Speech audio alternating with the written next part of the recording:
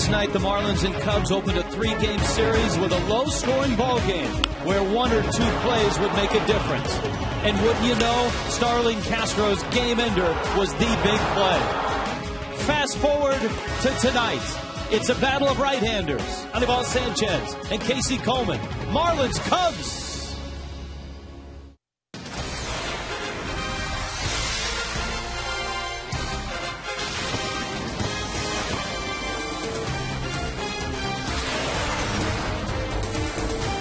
Busy day in South Florida, and tonight, baseball. A Super Saturday as the Fish and the Cubs will do it in Game 2 of a 3-game series. Cubs winners last night, a tight one, a 2-0 win. And tonight, the Marlins try to bounce back, try to get themselves back over 500.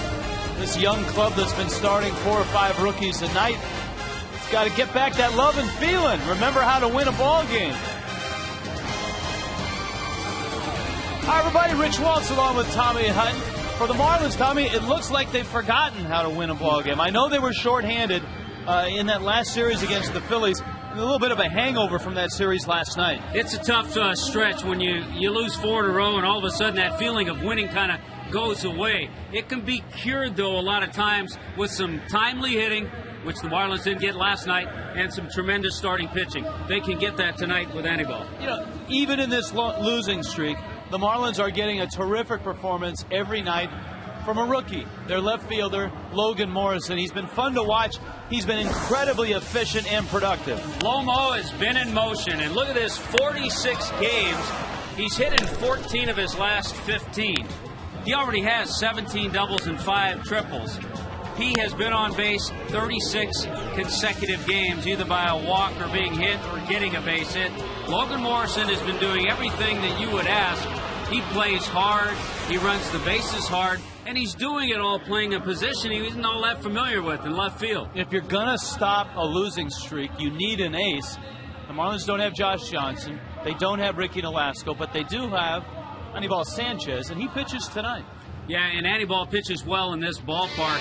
In his career, he's 15-9 in this ballpark. He has kept the ball in the ballpark, too. He's allowed just 7 home runs on the year. Look at that, 11 starts since the All-Star break. He has been on a tremendous roll, coming off a nice outing against the Nationals, 7 2/3, gave up just 1 run. Here's a guy who has career highs in just about every category. And remember, he's had shoulder surgery. He's had Tommy John surgery in his career. He has stayed healthy this year. We're going to get a chance to see a young Cubs pitcher, a guy that's got a famous family, so to speak, Casey Coleman. Grandfather and father pitched in the Major League, so Casey Coleman makes start number 6 as a Major Leaguer. A little bit of a just kind of letting the Cubs know what he can do to see if he can fill into their rotation next year. Not a hard thrower, got a good sinker. It's the Fish and the Cubs. Coming up, some rookie sluggers. Tyler Colvin's in the lineup for the Cubs. Mike Stem in right field for the Fish.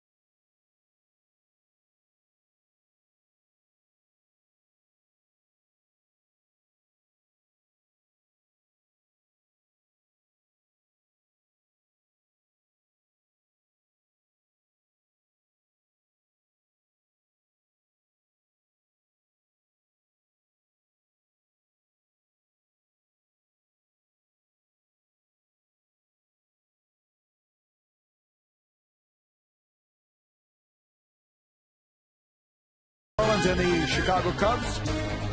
And game 2 of this 3-game series. Good crowd coming in. Beautiful night for baseball here. Casey Coleman will go for the Cubbies. And Anibal Sanchez will go for the Florida Marlins. Back with Niner. I'm Craig Minervini. 2 exciting rookies will be playing in this game. We'll get our first look at Tyler Colvin and Mike Stanton, and he's got some numbers. Niner, when you look at where he has put himself as a 20-year-old, albeit he struggled a little bit of late, struck out in the key spot last night. When you look at this, there's only been 7 rookies ever, forget the age, we're talking rookies, who have had 20 homers in less than 100 games. It's led by, as you see in the top of the list, actually, is Bob Horner. Stanton's joining the group, but he still has some more games to play. Horner in 78, who came out right out of high school, I believe he did, 89 games, 23 home runs. What impresses you about that list? Well, I mean, look at all the names on that list, and this guy's got ridiculous power.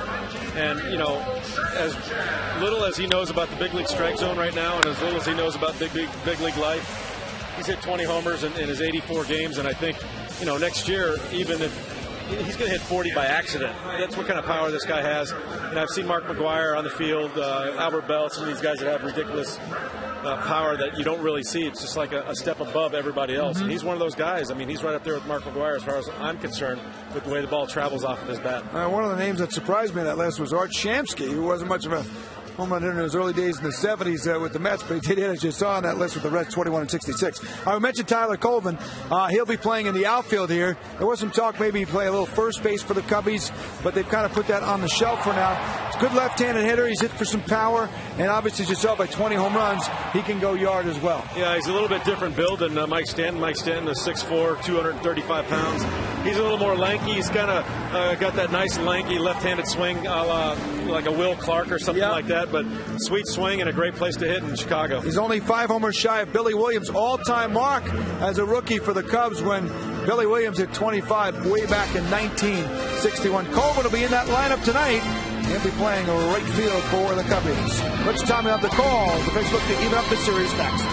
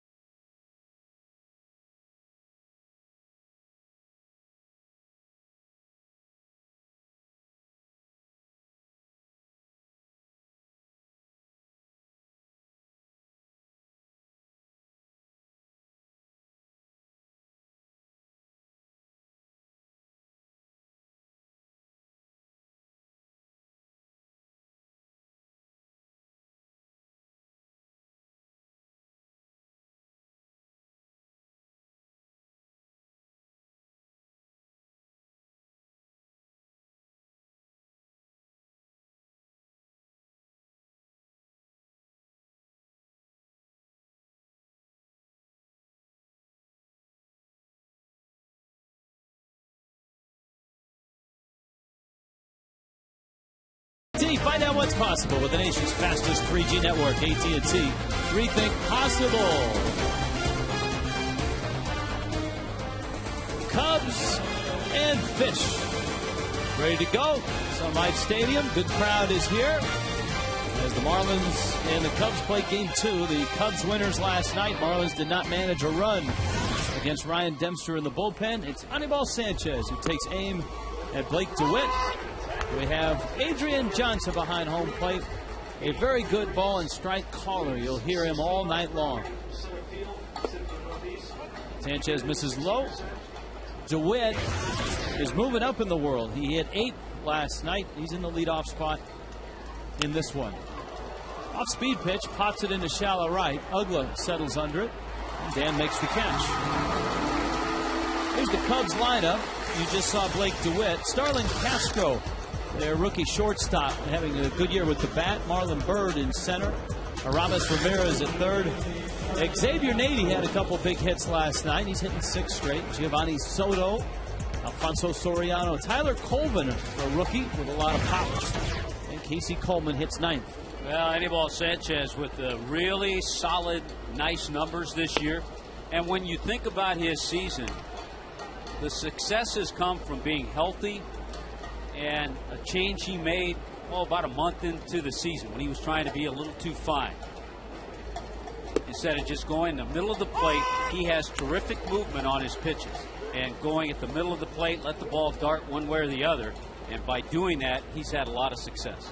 Part of being healthy is the change in diet over the offseason, where he dropped 35 pounds. He went from 6 feet 225 to 6 feet 180. And he's been able to keep his stamina throughout this season because he's at 172 innings. That's more innings than he pitched in 07, 08, and 09 combined. Yeah, it's pretty incredible, and that's why he has career highs in just about every category. The only year he pitched more innings, and it was between the minor leagues and the big leagues, was in 06. And if you combine his AA numbers and his big league numbers that year, he was at an even 200 innings. 3-2 on Starlin Castro, who was 0 for 4 last night. Marlins got a good start from Alex Sanabia. He gave up just 2 runs. Of course, one of those came on a lost fly ball with 2 outs.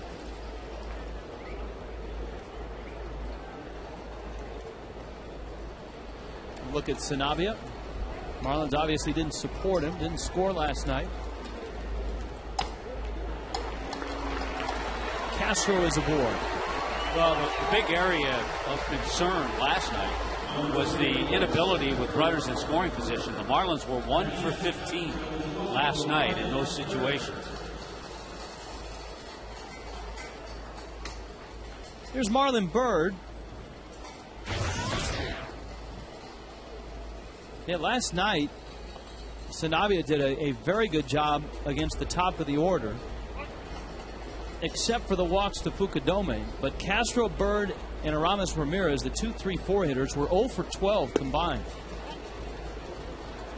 And Fukudome, though he walked 3 times, did not score. Mike Quaddy, skipper of the Cubs, on an interim basis, taking over for Lou Piniella. Runner goes, hit and run, and Byrd fouls it back to the screen. Well, good job that he fouled it off because it was a tremendous jump by Castro at first base. Yeah, talking to Mike Quaddy and the Cubs have really responded to him. They're 15-7 under him, and his philosophy is to try to continue to improve. He said even though there's just a few games left, a few couple weeks of the season, you want to still improve and kind of set an example. And he's gotten the guys relaxed, and I think that's been part of it.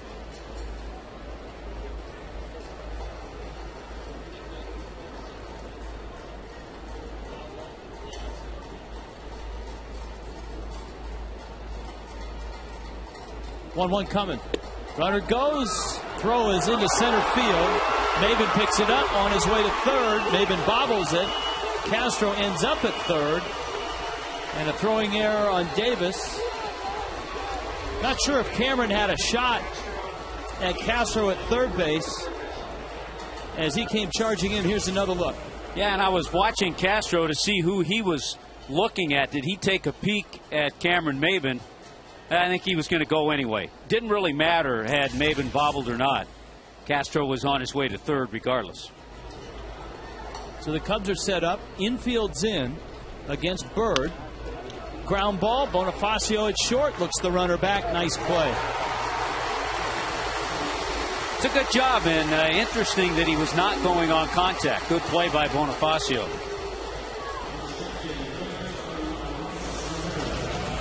Take a look at the defense tonight with Morrison, Maben, and Stanton in that Marlins outfield. Wes Helm starting at third. Gabby over at first. Good play by Bonifacio. Ugla up the middle. And Brad Davis behind the plate. And generally with one out, even with the infield in, you're going to see the runner go on contact. Not always. You got big hitters coming up, so that might be another reason that Castro stayed put. That's one of those where you check with everybody after the ball game, because that may indeed have been the instructions to a rookie at third base. Sanchez gets a couple of quick strikes on Aramis Ramirez. Up with the fastball. There's another thing I think that has really impressed us with Anibal this year. Saw that last fastball, 94. He still has some good pitches left. Good one there. 95. Wow.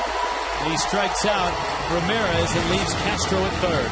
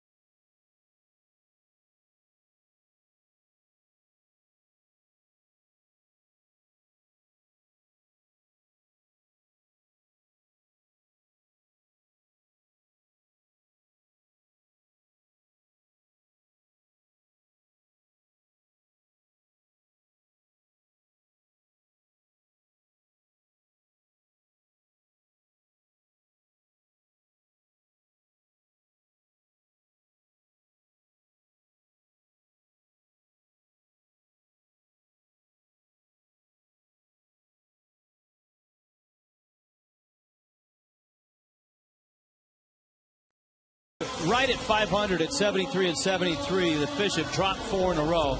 They'll try to snap that with this lineup. Bonifacio, Logan Morrison, Gabby Sanchez, Dan Ugla, his bat perking up. Mike Stanton. Wes Helms gets a start at third. Cameron Maben in center. Brad Davis hits 8th, and Sanchez hits 9th. Well, they're going to have an opportunity against a 23-year-old, a young pitcher out there making his 6th start as a major leaguer. Casey Coleman, that he's heard a little bit about the big leagues from Father Joe, and I'm sure he heard some from Grandfather Joe, too. And Coleman starts with a strike to Bonifacio.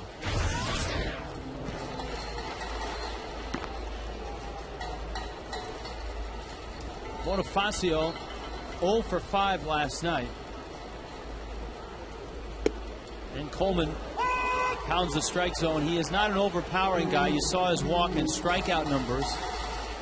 18 walks, just 16 strikeouts in 9 ball games. But he carves up Bonifacio. That was impressive. Gives you an idea of the type of movement that he has on that two-seamer. Soriano, Bird, Kyler Coleman in that outfield. Aramis Ramirez, Xavier Nady at the corners, Castro DeWitt up the middle, and Giovanni Soto behind the plate.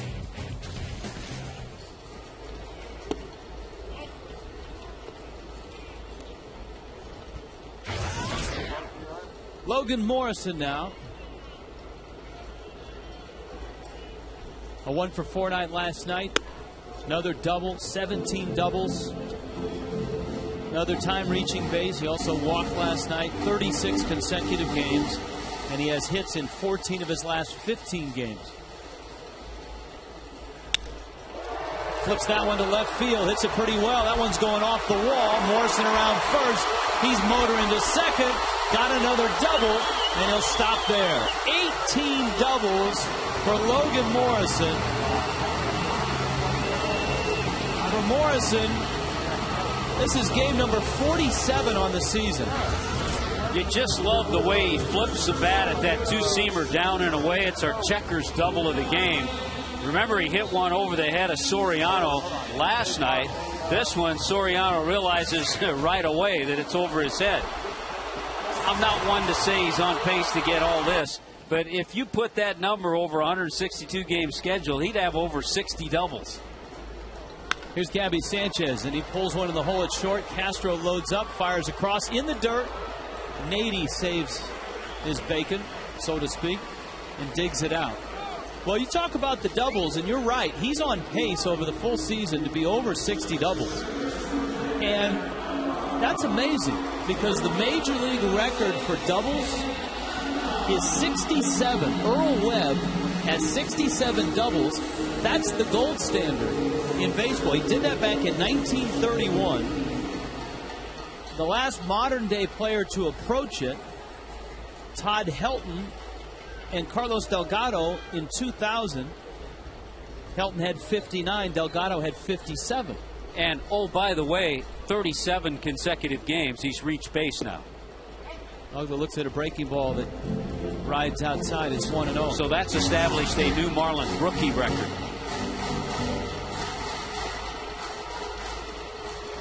Uggla 1 for 3 last night. Sometimes the batting average with runners in scoring position on a hole like last night will tell you the picture, but not the complete picture. Dan Uggla had an at-bat with a runner at third in less than 2 outs, and he hit one of the hardest balls of the night right at the third baseman, Aramis Ramirez, for an out.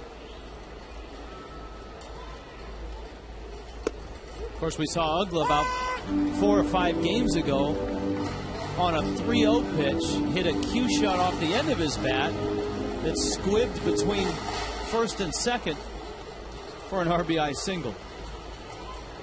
Morrison out in scoring position now.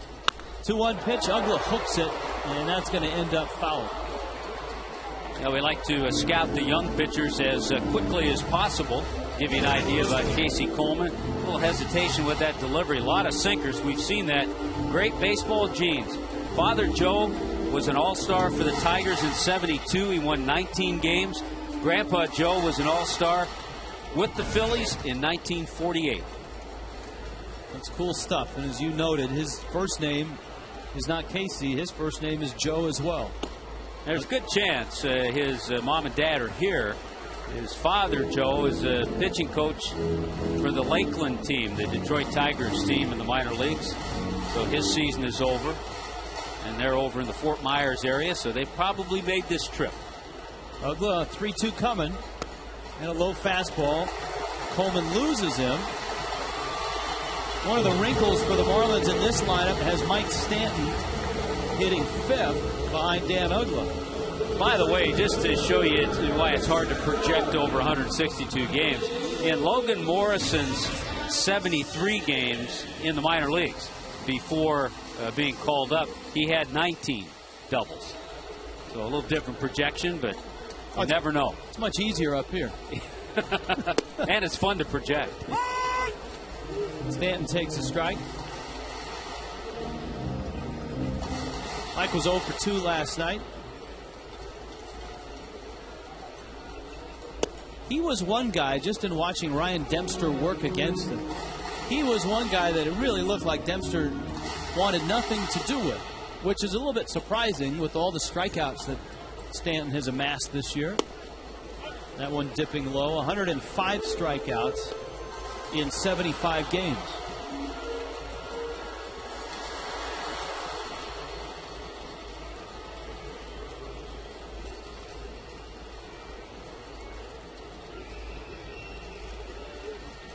Neither of these starting pitchers are very big. Coleman 6 feet 180. Sanchez 6 feet 185. You know, one note, just because it stands out so much, on his dad, Joe, in 73 with the Tigers, he won 23 games, had an ICRA about 3.5. He had 40 starts that year with 13 complete games. 4-man rotation, a lot more starts. Stanton waiting on a 3-1. Up the middle, into center field, base hit. Morrison around third. Up with the ball is Bird. Throw on the way. He scores. A hard ground ball up the middle. Stanton drives in a run. And it's 1-0. It's easy, Rich, for us to talk about Mike Stanton when he hits a long home run, how hard he hits it. You forget how hard a lot of times just hitting a ground ball can be, and a lot of guys can't hit ground balls that hard. So Stanton's gets up the middle quickly and gets by a 20-year-old shortstop in Starlin Castro. We saw Castro misplay a Stanton ground ball last night into a 2-base error. So for Mike, RBI number 50. Wes Helms now. Helms appeared last night as a pinch hitter. He was 0 for 1. Uggla at second, Stanton at first. And Coleman gets a strike. It's 0-2. And really the pitch that Stanton hit, it appeared to get in on him. He didn't hit it all that hard, so Coleman actually made a pretty good pitch. That's that good sinker that he's got. It's almost Badenhop-like in that it is a real dive bomber at times. Sometimes almost too much so to control. 10-7 this year in AAA. Pitching for Ryan Sandberg. Yeah.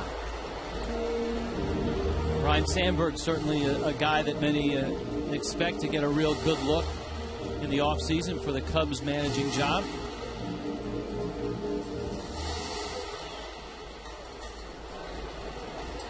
One-two coming. It's down low. So far, the one thing, though, from Coleman, everything's about the same speed. Haven't seen too many off-speed pitches, if any.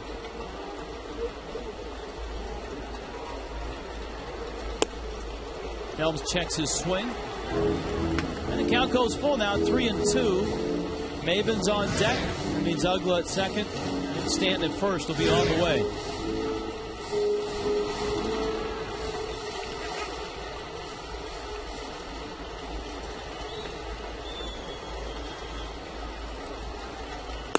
Down low, they are loaded for Maven.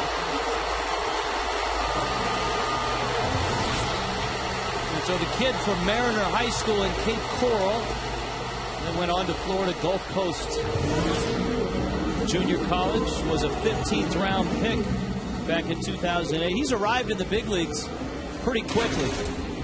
Well, a couple of guys that will be auditioning, certainly Coleman. Tomorrow we'll see the kid out of Notre Dame, Jeff Samardzija.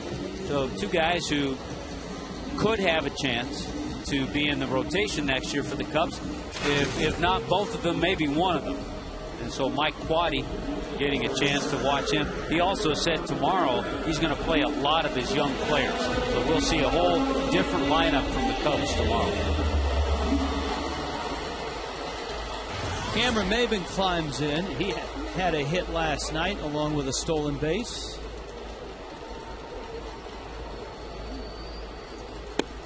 And Coleman misses. Uggla walked. Stanton's base hit drove in Morrison, who had doubled. And you just saw Helms walk.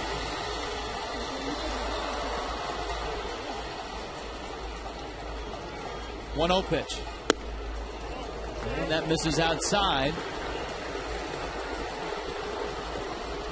Well, Tracks brought to you by Toyota. Didn't miss by much, and he's staying with that two-seamer. Sometimes he'll be upper 80, sometimes he'll get about 91, 92 with it. Same thing. They've been going after a 2-0 pitch and fouls it off.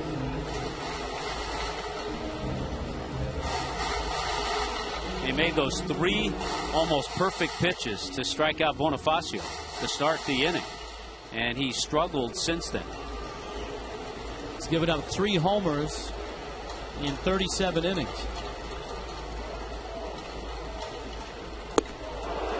Off speed. Haven't seen that this first inning. So everybody fooled on that pitch. Hard to tell if it was a curveball or a changeup, but really good arm action with it. I mean, great location. You see where he's pitched Maven right at the knees. 2-2. Fastball got in out of his hands, and it's still 2-2.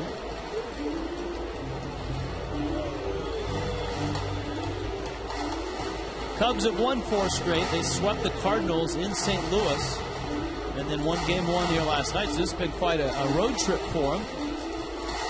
They started out 4-0.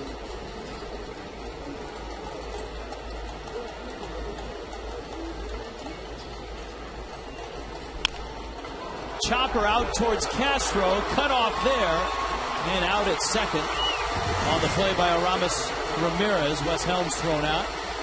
The Marlins get 1 run against Casey Coleman. A Lomo double and a Mike Stanton single. That does the trick.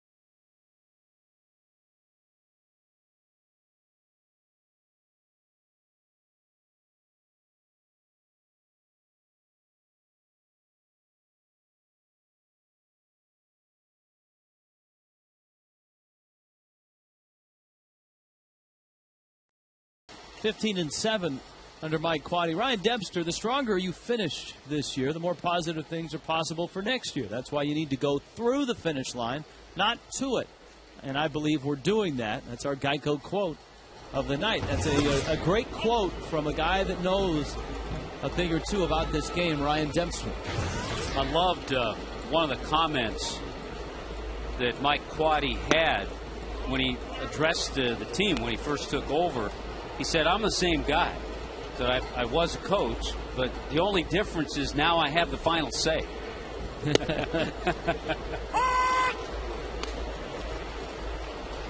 Quade, a longtime coach in the Oakland organization, very well respected in Oakland.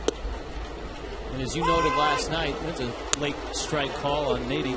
As you mentioned last night, he's a guy that's managed in the minor leagues successfully for a long time.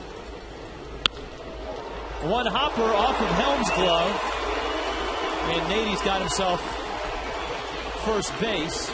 Probably a hit. It is.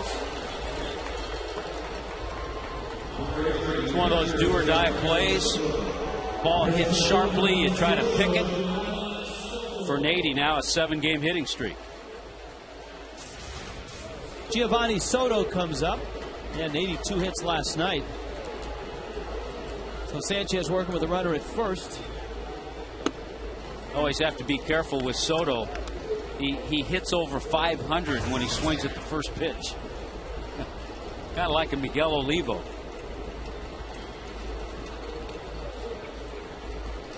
Nady chased back. A cursory look. The Cubs don't steal a lot of bases. Nady himself has yet to attempt to steal this year. That ball's hit well and deep left field. Morrison looking up, may have lost it. Now finds it, now catches it. He had that look again, Tommy, like he did last night when he lost the ball in the twilight. This is almost the exact time of night. For a moment, he put his hands up again. Yeah, you could almost say maybe he was doing it to try to decoy Nady, the runner at first who had gotten all the way to second base.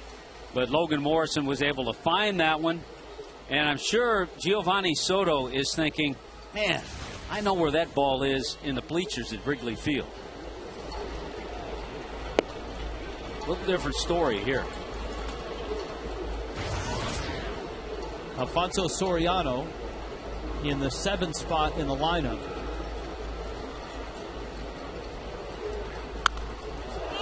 Popped up behind the plate. Davis comes back.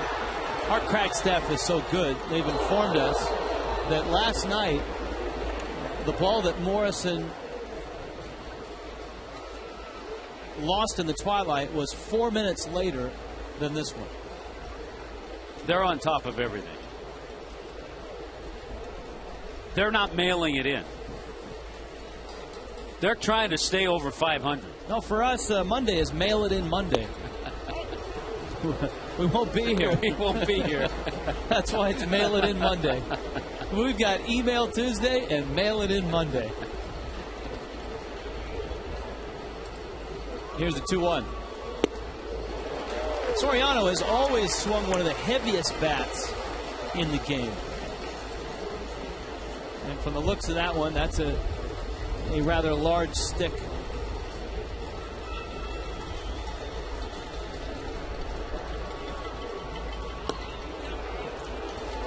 He's a guy that's always struck out a lot. Exciting player. He's been a 30-30 man 3 times. 30 or more home runs, 30 or more steals.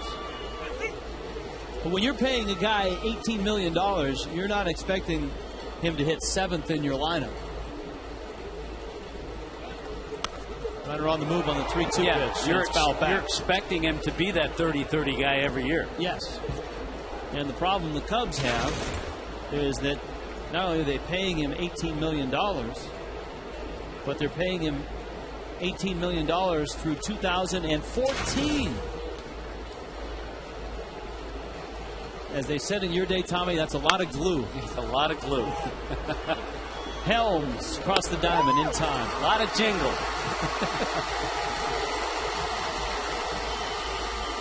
All right, this is not Mail It In Monday, but Family Sunday on the 19th. Hey, that would be tomorrow. Get to the ballpark early. The first 5,000 fans get a Dan Ugla poncho courtesy of Lauderdale Infinity. Kids can run the bases in the Diamond Dash after the ballgame. 1-877 Marlins. And you can use that poncho for a year. You won't be needing it in the new ballpark. Maybe walking up occasionally, but once you get inside, you won't need the poncho.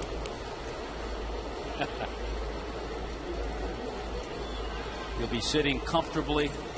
Day games, I envision more people going to day games and getting an opportunity to go out with your family to a day game because it's going to be comfortable. Well, you would expect, too, that the Marlins may play a few more day games, whether it's a Saturday afternoon. Occasional getaway day game.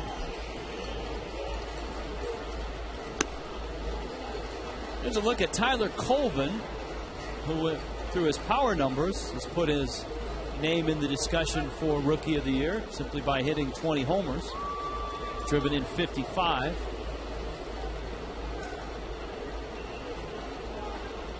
Marlins going to end up walking him to face Casey Coleman. I'm sure at Clemson, Tyler Colvin did not hit 8. A lot of stuff has happened in baseball already today of significance in the East. The Braves beat the Mets by a score of 4-2. Tim Hudson is now 16-8. Back on track. Yep. And you know who's still swinging a hot bat? Nate McLeod homer. And the Braves all of a sudden are getting production out of a spot they have not had any production over the last 2 years, and that's center field. You remember the series, it was a tough series for Rick Ankiel here in South Florida. And about that time, McLeod started to get some playing time and has really taken over that center field job. Also today, Colorado, a 12-2 smackdown of the Dodgers at Dodger Stadium, and Troy Tulowitzki hit 2 more homers. Wow. He has 14 homers in his last 15 games. And the Rockies are on the tail of the Padres. The Padres just scored 4 runs in the 9th. They lead St. Louis 8-4 in the 9th. He has 33 RBIs just this month. Sanchez strikes out Casey Coleman. Cubs have left 3. Marlins lead it by 1.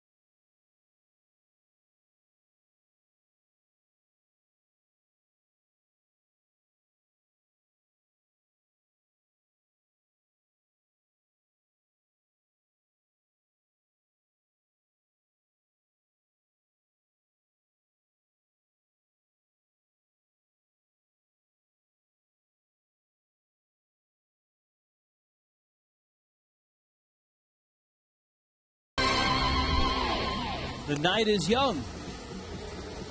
1-0. Marlins on top of the Cubs. He wants to see the Marlins build up a big lead before he heads off to the Lodge meeting. On a Super Saturday, Brad Davis, Anibal Sanchez, and Emilio Bonifacio. Against Coleman, Marlins made him work. He threw 31 pitches in that first inning.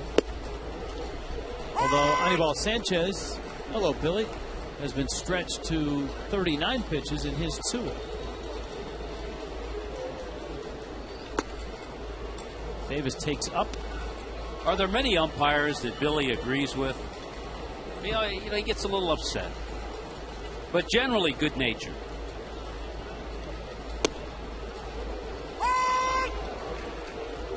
See, Adrian Johnson, though, is one of the umpires that we like because he has such a great strike call. Very much like a Jim Joyce understudy. That was strike 3. I think you can see the tremendous amount of movement that Casey Coleman has on his pitches. He throws that 2-seamer up there. There's that little hesitation we talked about, too. That ball started off the plate and then came back and caught the outside corner. He's the kind of pitcher that you don't really want to set that target inside or outside. Give him the middle of the plate and let the ball take over. He looks like a guy that really hides the ball well, too. He has a very dramatic shoulder turn. Sanchez, a tapper towards third. And Ramirez throws him out. Coleman has the first 2 outs of the second inning, and up comes Emilio Bonifacio. So, Tommy, the Rockies win again, and that puts some pressure on the Giants tonight, who lost to the Brewers. The Giants a half-game lead over San Diego. Padres 8-4, bottom of the ninth now. They're about to draw even with the Giants. Bonifacio, a one-hopper, and that's misplayed by the young shortstop, Starlin Castro. I guarantee the young shortstop was thinking about the speed of Bonifacio as he approached that ball. It was certainly catchable. I think it could go as a hit, but it's certainly a play that should be made. Would have been a tough one because you got to think about Bonifacio, the runner. And if he catches that, he might have to spin on the grass and make a throw. And I think if he does spin, there's no way he gets it. There's no way he gets it. So that's why I think it could be a hit. But it's not. It's an error, and it's number 27 for Castro. So Bonifacio, a threat to run with Morrison up and 2 outs. Good move, and he almost picked him off. And that's a sign of a very good athlete on the mound. Good feet. Quick feet. Anytime a right-hander has quick feet, almost like an infielder, he has a good move to first.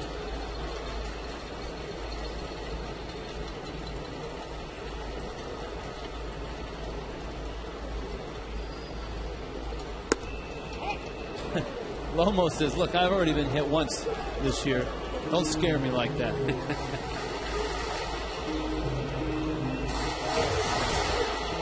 Another double. That doubles record by Earl Webb is one of those records where you think, now that's a reachable, breakable record. And you always have to remember that was in a 154-game schedule, too. That was 1931, and no one has had more than 67 doubles since. As we told you, the closest anyone's come recently is Todd Helton, 59 doubles in 2000. So nobody's even had 60. End of the bat. That one's going to find a home in left field. Bonifacio racing for third. For some reason, Soriano hesitated. I don't know if he didn't see Bonifacio or he didn't have a grip on the ball. He reacted as if he didn't see Bonifacio, but the play was right in front of him. Nice soft serve by Logan Morrison for his second hit. A little bit off the end of the bat. Soriano doesn't know where to play Morrison right now. But he looks at him. I think he had a grip. He just hesitated. Right there, he's ready to throw it. Now he doesn't. And by the time he throws it, Bonifacio's there. Here's Gabby. Ground ball. Ramirez gets the out. And the Marlins leave a couple. And Coleman escapes.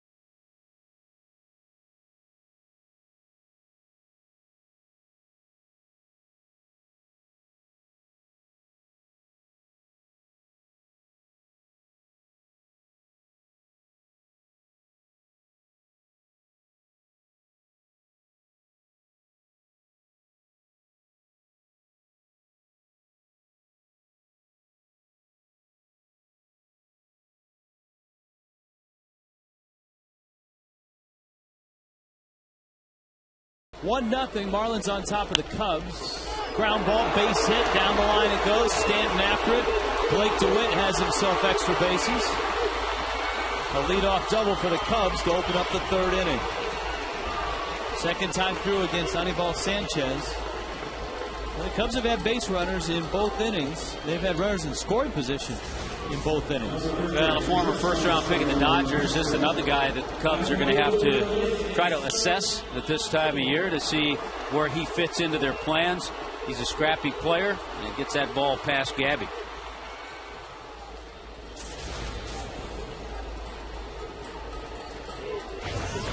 Now Castro, the 20-year-old shortstop. Let's see if he tries to move the runner up to 3rd. Sanchez misses in. It's 1-0. Yeah, all in all, a solid year for a kid that's 20 to play a demanding position such as shortstop.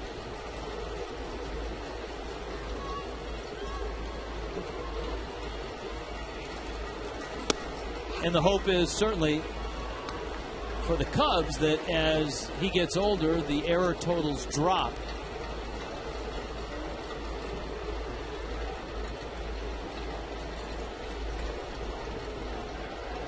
DeWitt's at second.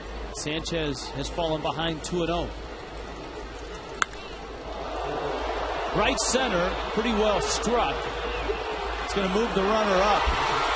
Stanton just shy of the track.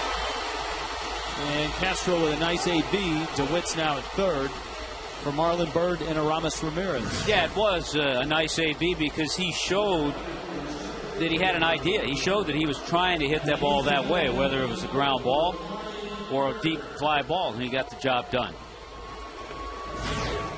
Now remember, back in the first, Castro was at 3rd in almost the same spot. Marlins had the infield in back then. The middle infielders are back now. Byrd hit a ground ball to the right of Emilio Bonifacio, and Castro didn't budge from 3rd. Bonifacio threw Byrd out, and then Sanchez struck Aramis Ramirez out.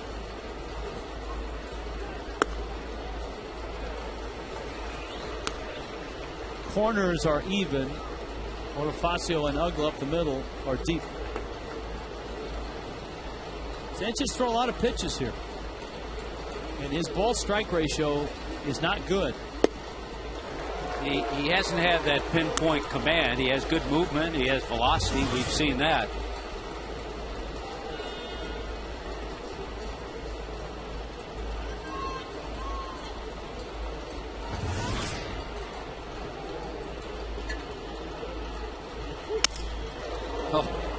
Talking about good movement, that ball just ran in and sawed off Marlon Byrd.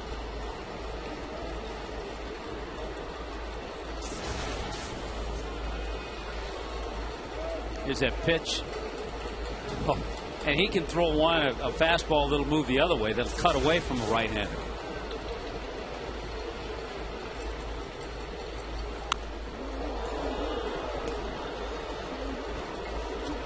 Remember talking to Jim Riggleman last week of the Washington Nationals. Hey, with 2 strikes, the Marlins infield comes in now. And Riggleman asked, when Sanchez gets beat, how does it happen? Because he's pitched so well against the Nationals in his career. 2-2. You want movement? How about 95 up with the letters, and then all of a sudden under your hands? Well, the pitch ball strike ratio may not be where he would like it, and the pitch count is getting up a little bit, but Anibal Sanchez has tremendous stuff.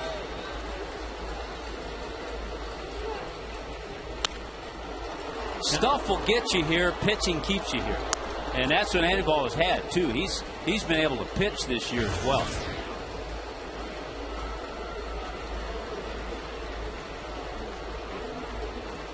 Sanchez last start in Washington against the Nationals. Breaking ball, gorgeous. 0-2. He hasn't had to use that pitch quite as much tonight because he has such a good fastball.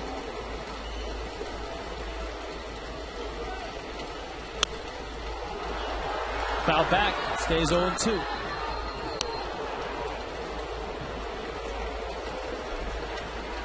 Maracay, Venezuela, hometown of Anibal Sanchez. Great location.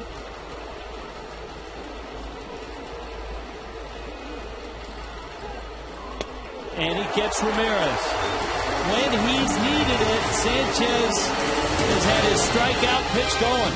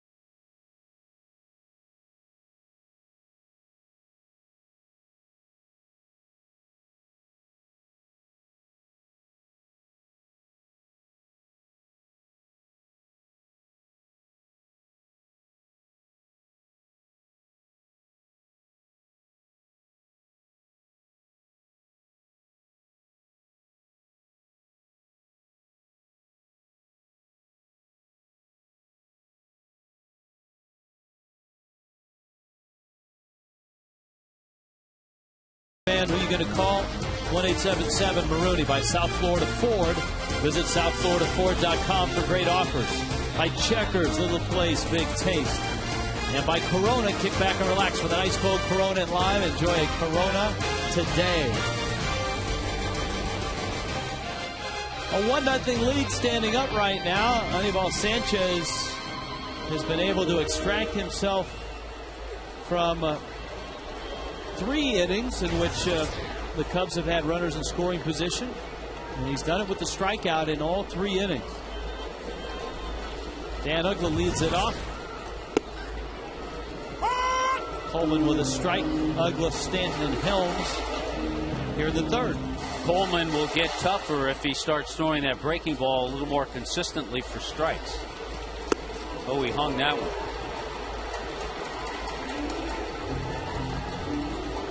Yeah, all 3 innings, Rich, to go along with what you just said, have ended with a strikeout. The Cubs are 0 for 6 with runners in scoring position tonight. So Sanchez made the pitches when he's needed to. Let's see what Uggla gets 0-2. Ooh.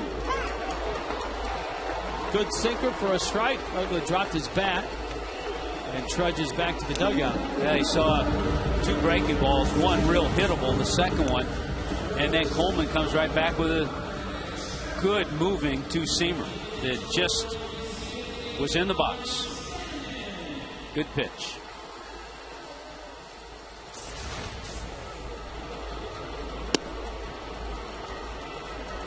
Now Stanton. Mike drove in the only run of the night with the RBI single back in the 1st.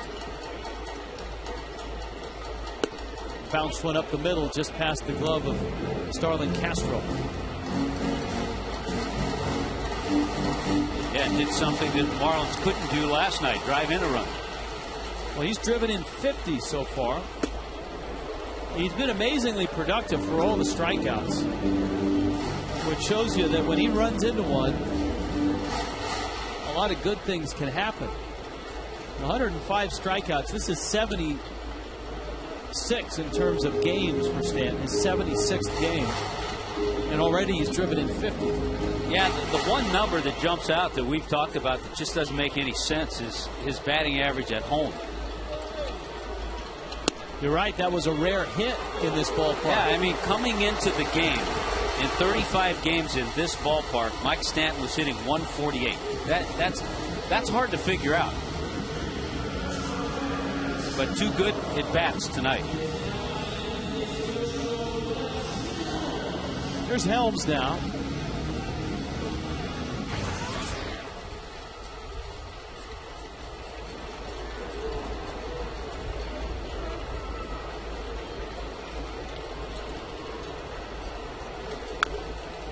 West fouls it off. You know, in all the years, the Marlins are 2-2 against the Cubs this year. In all the years in their matchups in regular season, the Marlins hold a little edge, 74 and 71 against the Cubs. And a rather large psychological edge because of 2003. Broken bat. Stanton is tagged out. Helms is thrown out. And if Stanton had to do that over, he may have run right through Blake DeWitt.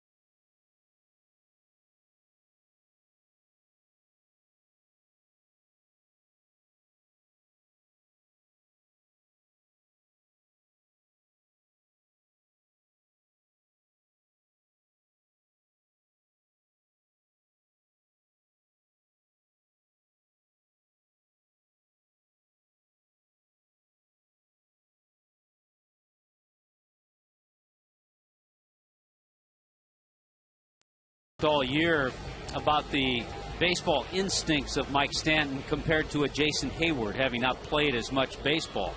This is an instinctive play, and Mike will learn, because trust me, Mike Stanton can spin Blake DeWitt around a little bit. You're instructed, if you meet about the same time, if you can clip the second baseman on his left shoulder and just spin him around the other way, then he can't make a throw to first base, and you've done your job.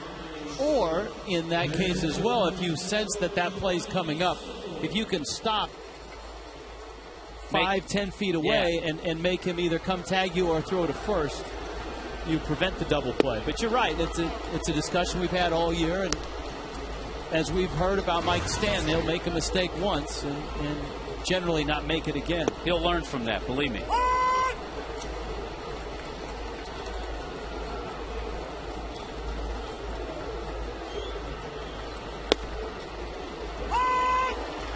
Sanchez pours in a strike to Giovanni Soto. He got Nady to fly to left. Soriano's on deck. And that fastball right in on the hands again. It's 5 strikeouts now for Sanchez. Let's flip the phone. Our AT&T trivia question. Carlos Zambrano holds the Cubs home run by pitcher record with 21. Whose record did he break? Who was the Cub hurler that had? Was Rick Russell a Cub? Rick Russell was a Cub and could hit, but I don't know if he was there long enough. I don't think it was Steve Trout. What kind of power did Fergie Jenkins have? Pretty good hitter. Wasn't Ken Holtzman. Not a great hitter. Ken Holtzman had a great couple of World Series, though, with the bat. Even though he wasn't a good hitter, that's right. He had some great postseasons with Oakland. See, you would remember that when he was with Oakland. Yes. Soriano to center field. Maben is there in a very brief 9-pitch inning by Anibal Sanchez.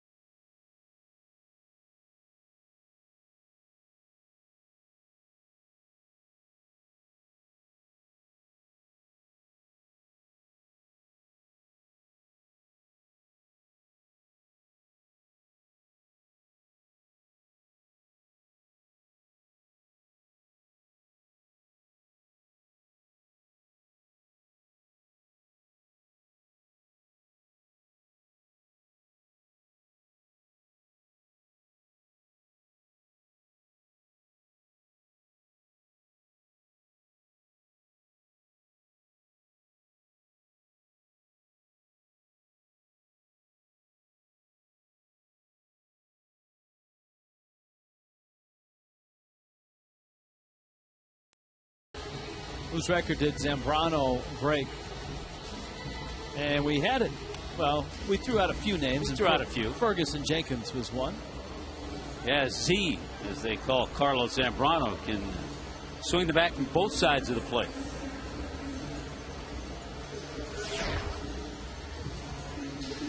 A lot of munching going on at the ballpark tonight.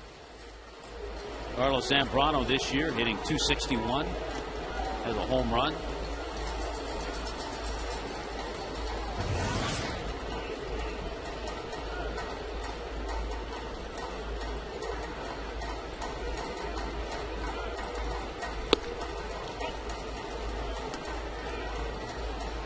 Zambrano, another one of those Cubs that is pulling in big-time glue.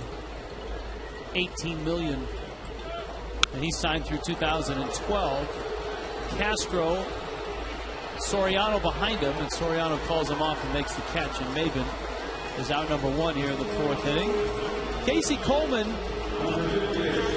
escaped the first, left the bags loaded, left a couple on base in the second, and then used a double play ball to get out of the third. He's got one out here in the fourth. That looks like he settled in a little bit and also settled in with his breaking ball. He's not throwing all two-seamers. Like that. That's a nice compliment. That curveball is a nice compliment to a good, hard, sinking fastball. It's a little unlike most sinker ball pitchers are sinker slider pitchers, aren't sinker curveball pitchers. Chris Volstad is a sinker curveball pitcher. He has struck Davis out on that exact same pitch twice.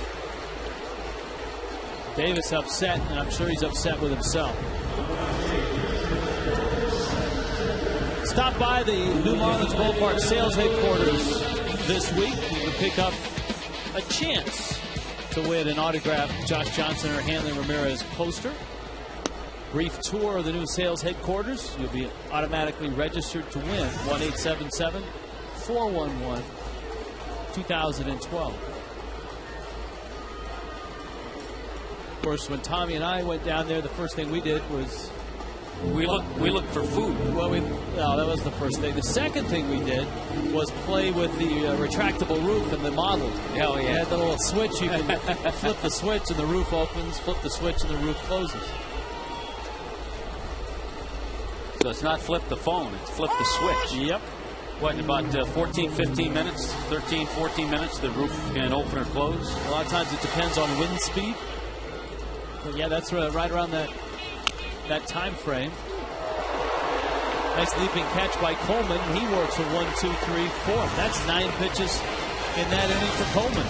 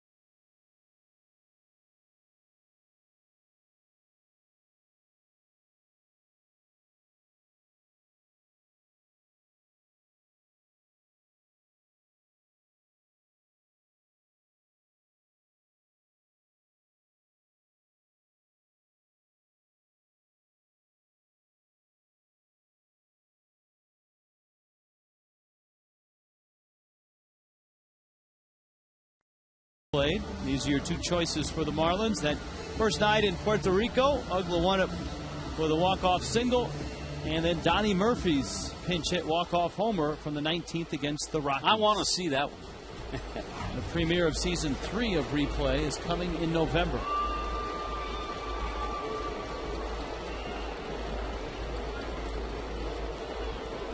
Well, Sanchez is back to work in a 1-0 game in the 5th. Tyler Colvin takes inside. Colvin, a guy you expect to see in the Cubs outfield for some time now, with a nice rookie start.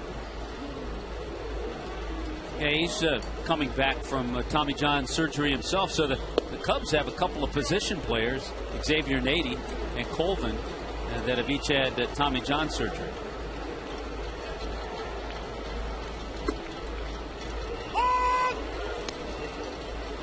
So just think, if it was an outfielder from the 70s that had that surgery, it wouldn't be Tommy John surgery. It might be Don Buford surgery, Kurt Blefary surgery, Kurt Blefary, Angel Mangual surgery. Instead, it was Tommy John surgery. Yeah, the thing about a kid like Tyler Colvin, I believe Coleman's bunt, Sanchez picks it up, flips it over to first. By the way, watching Casey Coleman, he is a very good athlete. Saw him jump up, make a nice play last inning. Good sacrifice bunt there. But I believe Fukudome has another year on his contract. You're locked into Soriano.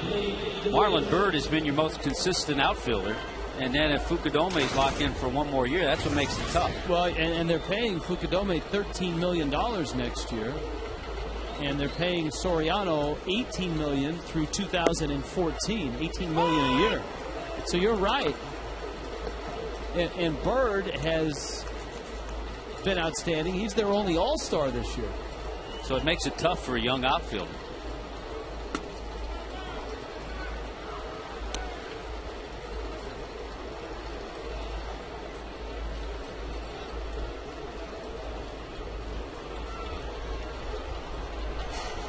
Colvin at second. DeWitt doubled and popped out.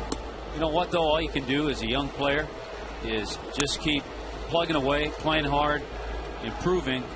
And somewhere down the line, if it's not with the club that you're with, it's going to be because you've impressed some other club, and they're going to give you a chance. Sanchez misses down low, and he's now 3-1 on DeWitt. 72 pitches for Sanchez, trying to get through this, the fifth inning. Castro's on deck, then Bird.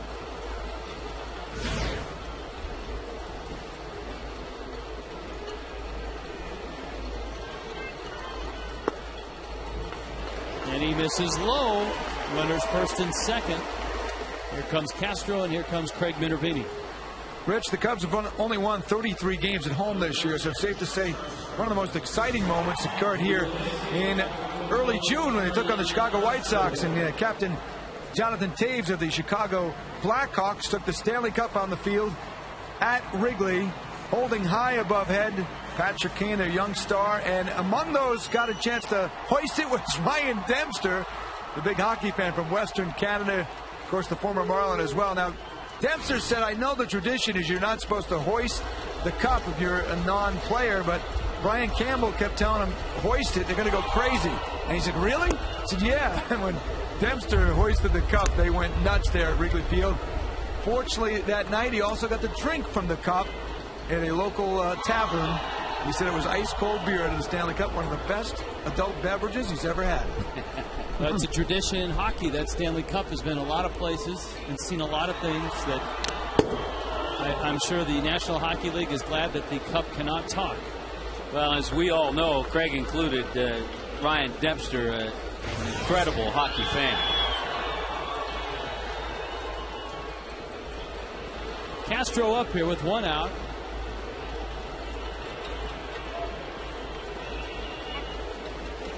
Couple of walks for Sanchez here in the fifth inning. The pitch runs outside, and it's 2-1. Or the Phillies are doing it again tonight. Jason Worth, Ryan Howard, Raul Ibanez have all homered in Philadelphia. 5-1, Phillies on top of the Nationals. Atlanta has already won today. Well, the Phillies are starting to do what a lot of people have predicted. A lot of people have said all along the Phillies are the better team. They hadn't really put it together. They're starting to put it together right now. Let's see where this one missed.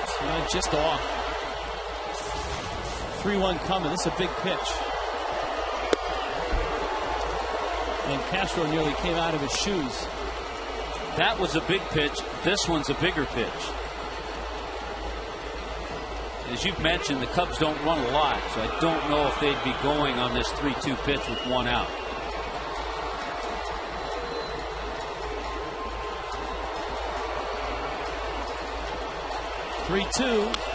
One runner was going and the other was not.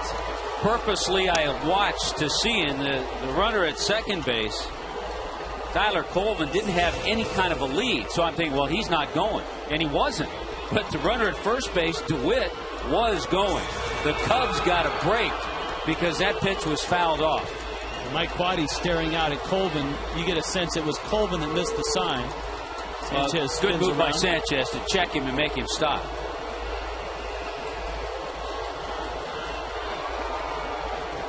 And a pretty good indication that these runners are on the move now. 3-2 with one out.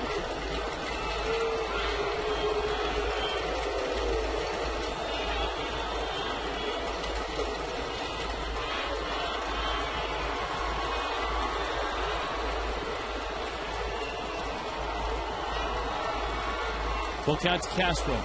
Runners on the move. Fouled at the plate. Tell you what, for Anibal Sanchez, since the All-Star break, he's had 11 starts, this being number 12. 5-3, but an ERA at 2.88 since the All-Star break. And he is the Marlins ace right now. He's their stopper. And they're on a 4-game losing streak. They desperately need to stop it.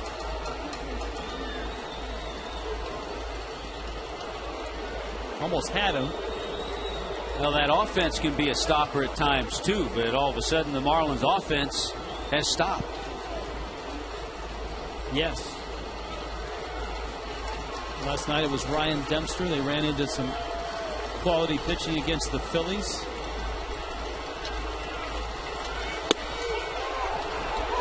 It's ball 4, and Davis throws the ball away. Oh, what a disaster. Castro on his way to second, and he's in there. Oh, my goodness. It should have been bases loaded and 1 out. Adrian Johnson called ball 4, and Brad Davis uncorked a wild throw to third. And the guy that is closest is Brad Davis to hear the call. A lot of times with runners going, crowd yelling, cowbells ringing, you're not going to hear it. Oh, Wes Helms did not cover third base. And Wes wasn't at third either. So a couple of things went wrong there. Even though, and this is an example, you can't assume. Wes is assuming ball 4, he's not going to throw. Well, he threw, and Wes wasn't there, and that hurt the deal too. And unfortunately, Brad Davis is going to get the error on a throw that Wes should have been there for. That was a good throw. Yeah. I mean, that was right over the bag, and as we listened to that replay, it was a late call by Johnson, and Davis had to throw the ball. You have to throw, because sometimes we talk about that. Go ahead and do it, complete the play, you know, on a called third strike. And there was a good example. Wes was late in getting to third.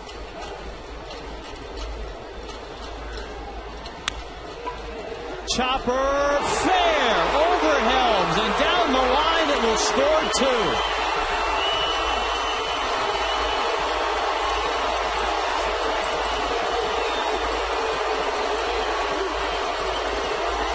Marlon Byrd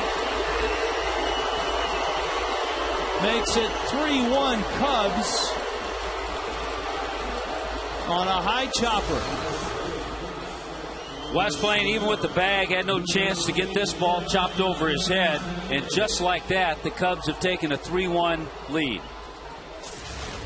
Well, the bottom line is this. Anibal Sanchez has walked 3 in the inning, and they've all scored. He's thrown a lot of pitches in this inning as well. 21, and that's gotten his total over 80, 83.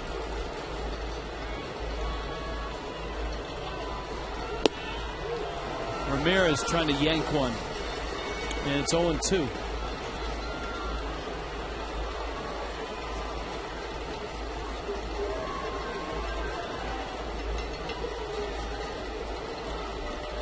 In order to snap a 4-game losing streak, you can't play sloppy.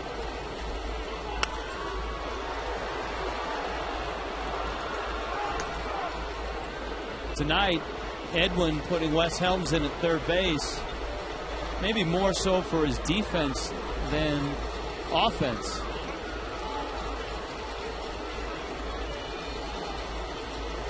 Oh, 2.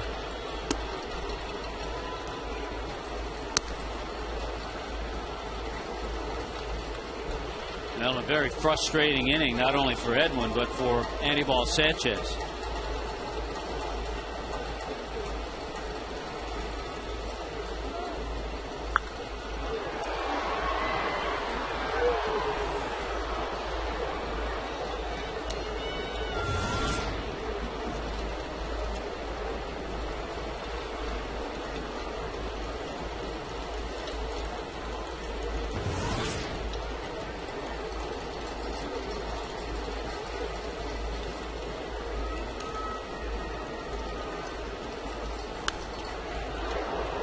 Ramirez fouls that one back. Well, Sanchez certainly not helped by his defense, but he hasn't helped himself at all. A walk to Colvin to open the inning. Then he walked DeWitt. He walked Castro with DeWitt and Colvin running. Ball ended up down the left field line.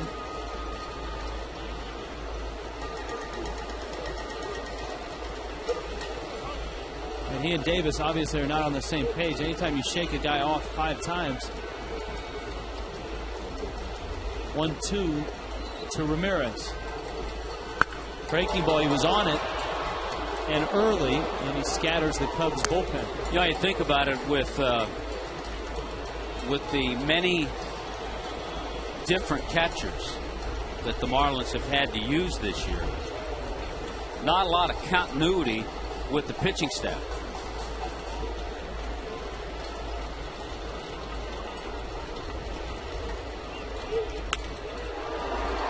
Drive to left. Morrison. It's over his head.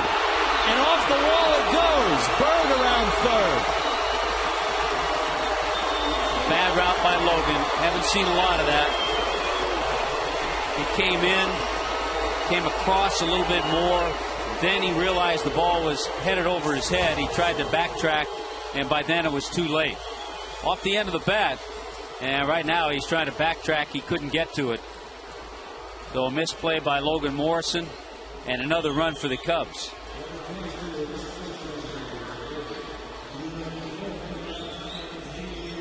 So errors, misplays, walks, and a 4-run inning so far for the Cubs. And Sanchez airmails one to the screen, but Ramirez does not advance. And Sanchez's pitch count has ballooned up to 91.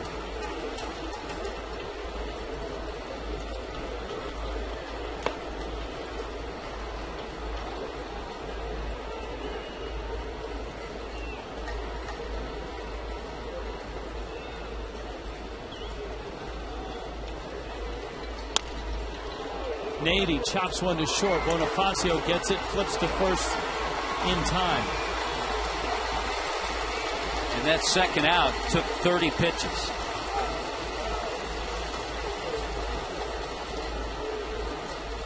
Soto now, he's flied out and struck out.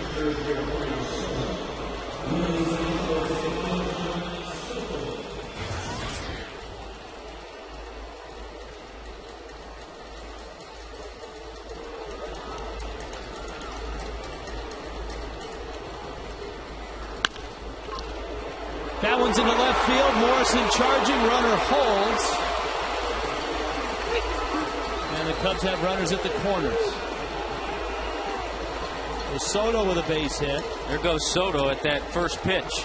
Putting it in play. Better than 500 hitter. Quick infield. Ball skips by Wes Helms. But because it's so quick, it gets out to Logan Morrison fast. And from second base, Ramirez isn't able to score.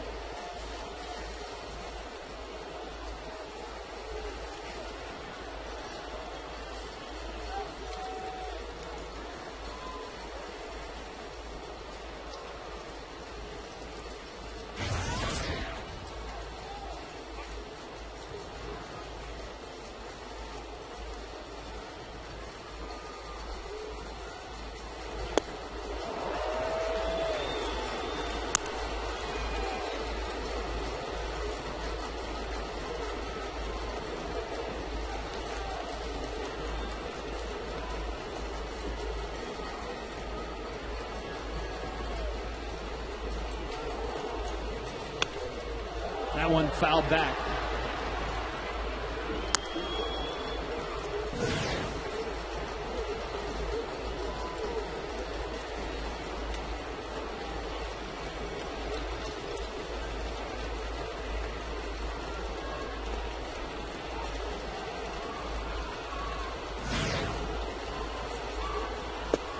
Soriano waves at it in a long inning for Sanchez, and the Fish ends.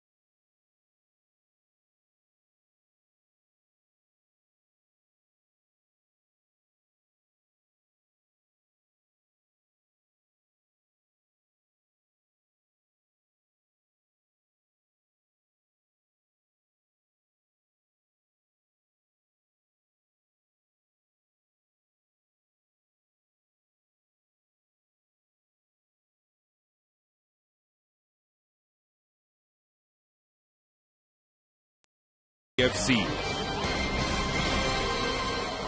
All right, we go over to Tito and Cookie, and that was a messy inning indeed, guys. Wow. Yes, sir, Richie, Tommy. That inning should never have been that long anyway. And but we saw something strange that West Ham wasn't covered when those runners were going. Yeah, that's a rookie mistake by a grizzled veteran. Yeah, he's thrown that ball away, twice. One to second base, Davis, and one to third base. And I don't know what Helms was thinking on that play, though. That's right, and frustrating for Anibal Sanchez, too. He walked 3 in that inning. He threw 34 pitches that last inning, too. Well, see, he's in the 90s so far. I mean, he's thrown too many pitches so far. And, it's amazing when you give 3 bases on ball in 1 inning, something's going to happen. No doubt about that. And we haven't been able to capitalize with men on bases. I mean, only the 1 run, bases loaded, and that's when you want to see an inning like just the Cubs had, 3 or 4 runs in the first inning to give Anibal a better, chance to win. Here's the 2-0 pitch. Hey, Cookie, did you ever face this guy's dad, Joe Coleman? Yes, I did. No question about it. As a matter of fact, his father right now is working for the Detroit Tigers in the minor league. I think he's in Lakeland. He's the pitching coach. And he's quite a story there. It's a family that has been in the big league. His grandfather also was in the big league for a while. So it's great to see those kids, also making it to the big leagues. Yeah, we think his dad's probably here tonight because their season's done. And not that far a drive over to see his son pitch in the big leagues. Well, I wouldn't doubt it, and then this young one has to take his dad out for dinner, and pay for it. Yeah, the big league meal money is a little better than it was for his dad. Right. Yeah, that's right, Tommy. All right, guys, have a good show. Thank you. Too, guys. All right, guys. Marlins try to answer here. Bonifacio a walk. Morrison now. Momo after the first pitch, and he hits it foul. It's 0-1. The tough part, as sloppy as that inning was, all 4 runs were earned.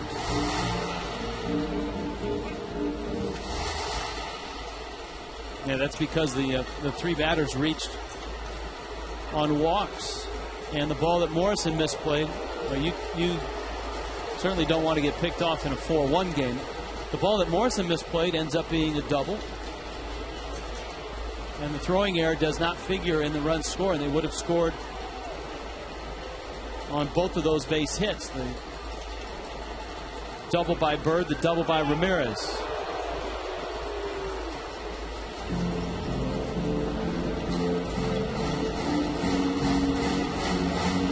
The ball may have got a piece of Bonifacio over there.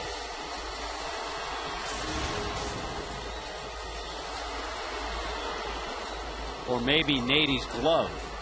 Very close. It can't be that close. Can't be that close when I agree, when you're down 3. Aggressive is okay.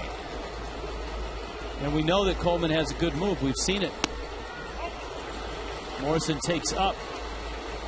Realize we told you Anibal Sanchez threw 34 pitches last inning. Coleman's thrown just 25 or 29 in his last 3. So he's had some nice low pitch innings after struggling somewhat in the first inning. Bonifacio back on that throw. Marlins have just 3 hits, and Morrison has 2 of them, the double and the single.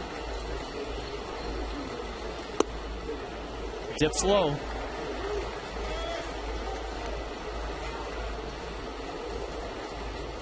The longer he's in the game, Morrison's reputation of having a great eye is going to get around. And you would expect that, and we really haven't seen this manifest itself. The 2-1 pitch is fouled off. Borderline calls generally don't go a rookie's way. But you think of a guy like a Kevin Youkilis and how once he was in the league for a year or 2, suddenly his reputation as a guy that really knew the strike zone and knows the strike zone. Umpires read the papers too. Kind of like we saw Chase Utley the other night. Absolutely. Bounced up the middle, that might be 2. Castro's turn is in time.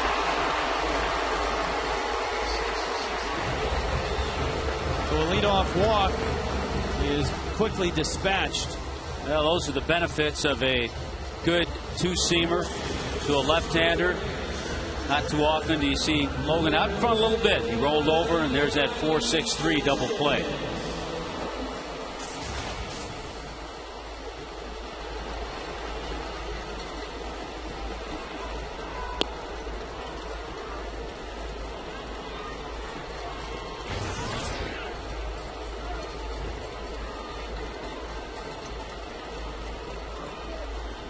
Gabby's pulled a couple of balls to the left side for outs. And he bounces that one foul. It counts 1-1. Gabby hasn't quite gotten back into the groove that we've seen him in for the most part this year.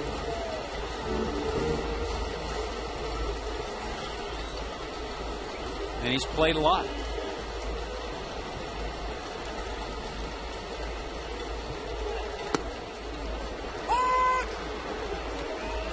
Ball and 2 strikes now.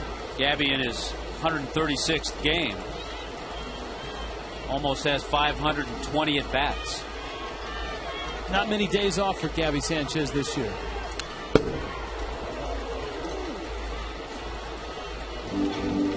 Now, we've been talking about the AA Southern League Championship Series, and these are the 2 parent clubs of the 2 teams, right? You got the Tennessee Smokies and the Jacksonville Suns. And those are the same 2 teams that met for the championship series last year. Sanchez strikes out. All of a sudden, Casey Coleman is cruising with a 4-1 lead.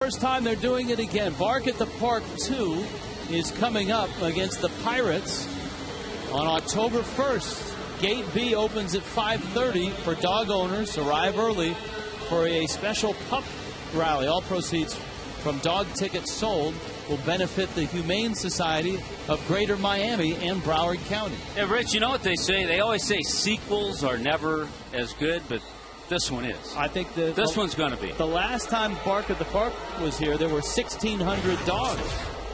Where were we recently where they had a similar promotion? Not near the number of dogs that we see at our Bark in the Park. Atlanta. Yeah. Jorge Sosa out of the bullpen. He'll face Tyler Colvin, and his first pitch is up. It's 1-0. Colvin played a starring role in the ill-fated 5th inning for the Fish. He had the leadoff walk, and he was the guy that was in motion towards third when Helms did not cover, and the throw ended up down left field. How frustrating tonight for Anibal Sanchez, who I think we saw some of his best stuff His fastball was moving, was in the mid-90s. But I think to a point where it took some of his control away, and certainly in that 5th inning when he walked 3, that hurt him. How frustrating is it for Edwin Rodriguez and Randy St. Clair right now to be looking at a 4-1 deficit in the 6th inning? And having to go to that bullpen again.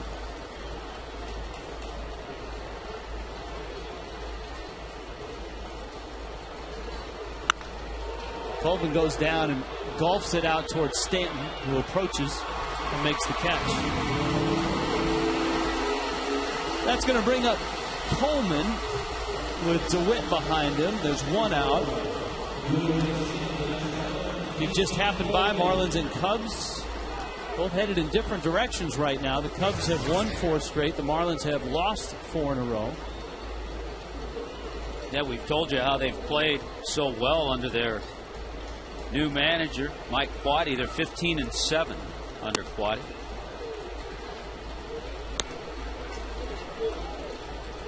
Young Casey Coleman, who went to school over in Cape Coral, Fort Myers kid, sends a squibber that is just foul.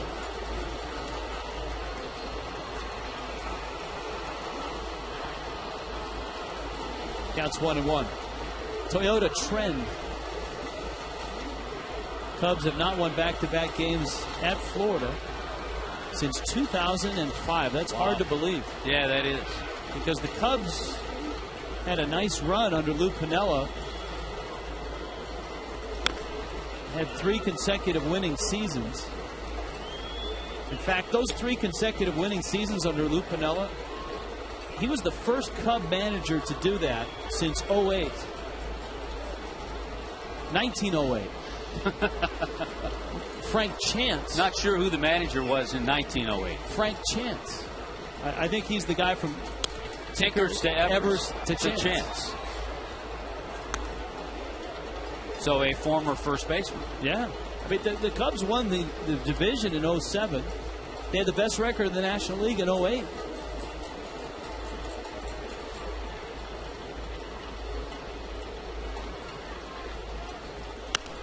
In 07 and 08, the Cubs won the World Series. They've been to the World Series since 08, 1908, 10 times, and lost all 10 times. And the last time they were in the World Series was 1945. I think those World Series wins were against the Tigers, too. Our director, Jim Holley, still has not gotten over that. The early years of Ty Cobb.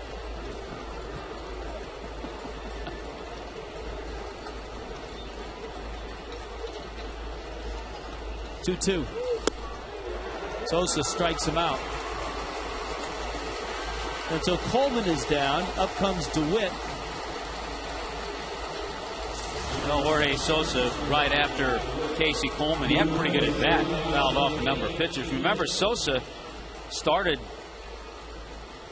the game against the Phillies. 3rd game of that series against Roy Halladay. He went just 2 1/3 innings. Gave up 6 hits and 6 runs. Edwin Rodriguez was hoping to get a little bit more out of Sosa in that game, but ran up against a hot-hitting Phillies club. And they're still hot. Yes. And they're still leading tonight 5-1 in the 5th. DeWitt flips one foul.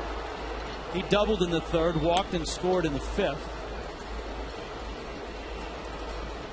And it no longer is the pair of Fontenot and Theriot around. They went to division rivals in the National League West. Theriot to the Dodgers, Fontenot to the Giants. So 2 guys who were college teammates at LSU and then teammates for the Cubs now are rivals. And of course the Dodgers-Giants rivalry as intense throughout history as just about any rivalry there is. That one fouled over the screen and out of play. Some would argue that the Yankee-Red Sox rivalry is the most heated, and just going off the top of my head, it seems like Giants-Dodgers. I think it depends on where you live. True. But if you lived in New York back in the 40s and the 50s, Giants-Dodgers more of a rivalry than Yankees-Red Sox? Probably, yeah. Certainly, there were more. I mean, the Red Sox obviously struggled to get to the World Series until they finally broke through in '86. 3-2 coming. Ball's deep but foul.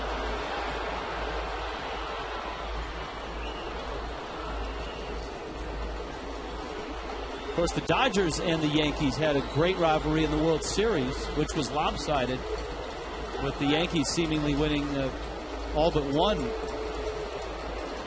Dodgers finally broke through. What year? 55? 55 was the first year. The Duke Snider, Carl Furillo, Jackie Robinson, Johnny Padres was the World Series MVP. DeWitt walks. So he's been on base 3 of the 4 times. And up comes Starlin Castro. I think TV's had a lot to do with it. You know, especially the rivalry most recently between the Yankees and Red Sox. I think with all the games they play, certainly 18 games. And all of them on national TV.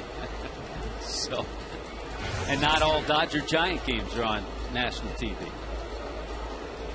No, because you're right. The Yankee-Red Sox rivalry over the last 7-8 years has had a lot more significance in terms of who's headed to the postseason, with both of those teams winning multiple world championships.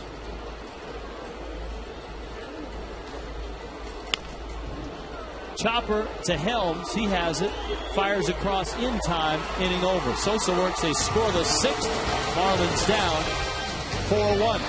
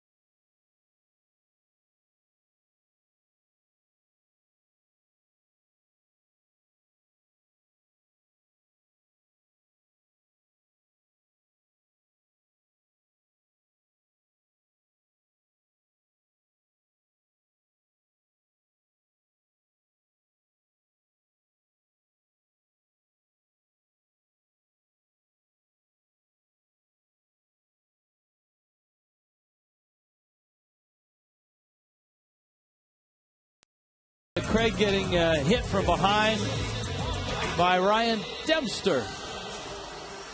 That's our Coors Light freeze cam.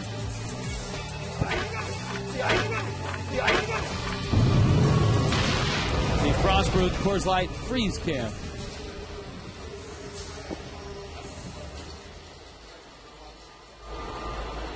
There you go. That was 5 minutes for boarding, I think.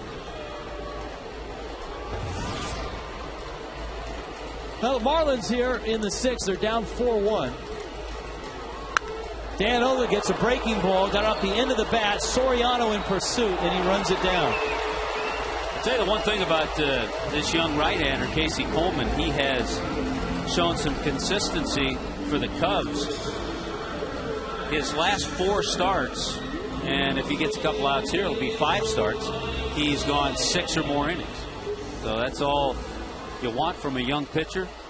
Have him get up here, show a little consistency. Stanton takes a fastball up.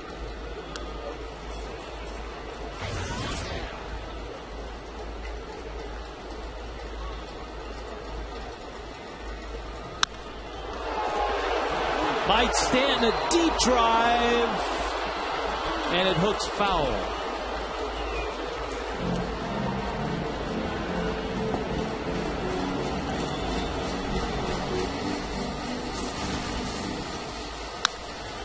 Well, he hit it a long way, that's for sure. But clearly foul. This one breaks his bat, and it's going to stay in the infield. And Casey Coleman has 2 outs here in the 6th inning.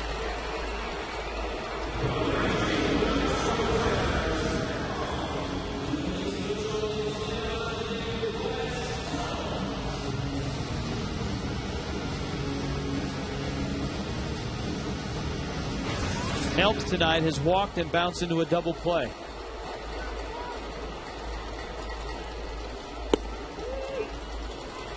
Adrian Johnson not giving up that low strike.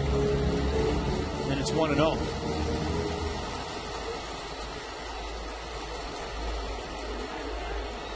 I'll tell you what, if Casey Coleman's dad's here, Joe, he can be proud of the job that his son's done, especially after that first inning. He worked through some troubles.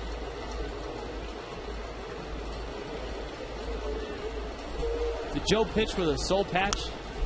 That one fouled back. Not that I remember. It's a different generation, Rich. Different generation. I don't think Grandpa Joe did either.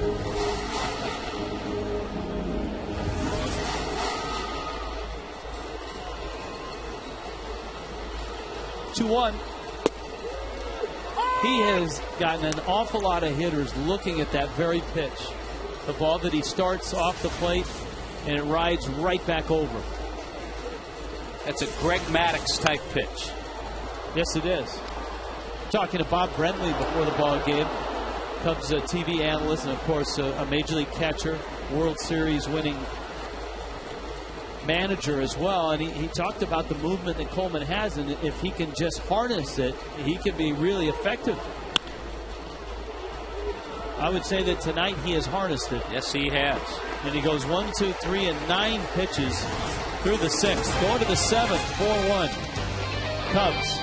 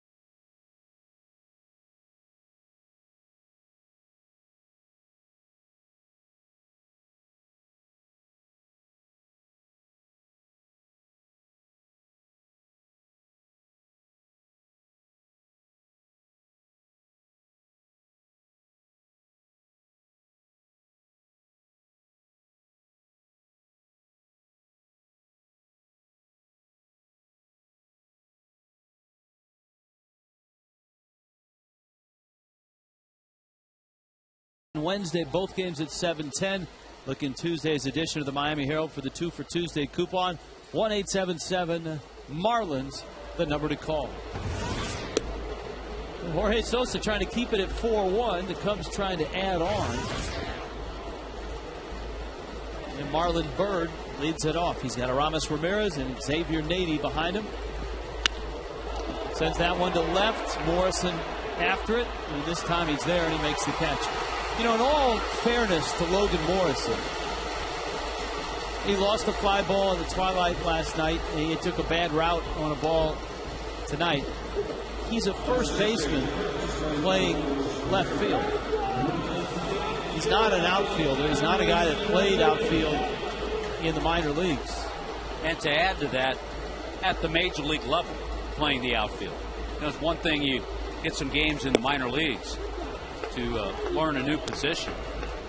And we saw a transition also with Chris Coughlin as well.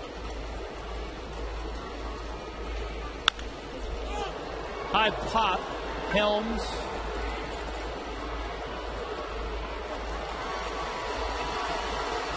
Two down. Now comes Xavier Nady. And that's going to be an interesting position over the next year and a half, 2 years for the Marlins.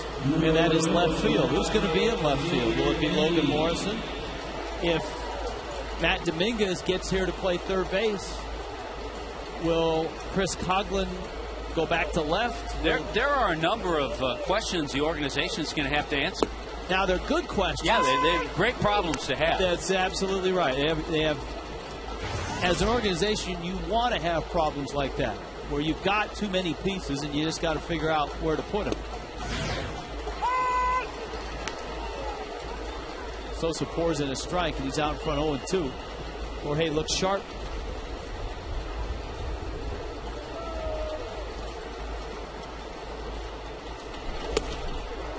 And he dusts off Xavier Nady. 1-2-3 inning in the 7th. That's a 7-pitch inning.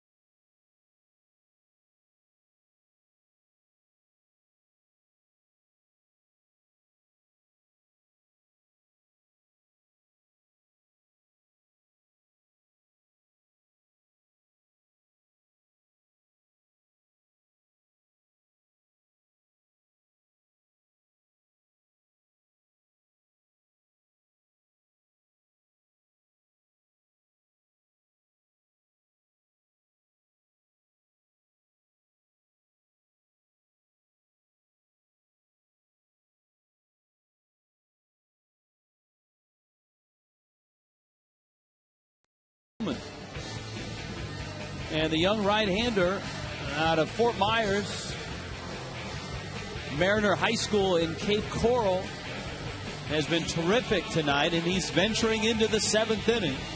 Well, this will be for the first time in his career that he ventures into the 7th inning. But he's gotten double plays. He's helped himself defensively. He dropped down a sacrifice bunt. He's given up just 3 hits, and the last hit he gave up was back in the 2nd inning.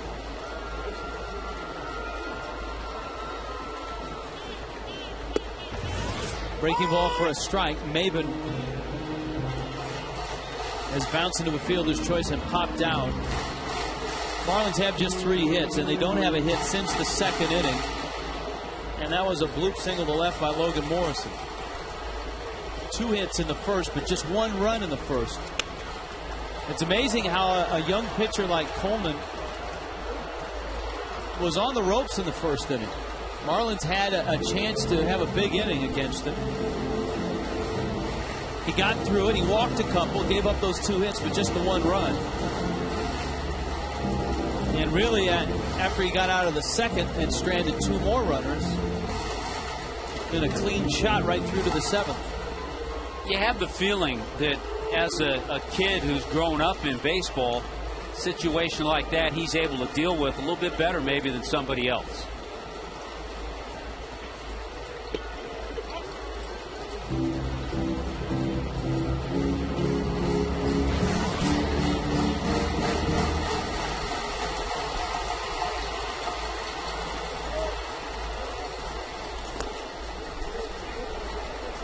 Coleman buries that pitch, and certainly the Cubs know that Coleman hasn't been in the 7th inning so far this year in the big leagues, so they've got a couple of guys ready to go.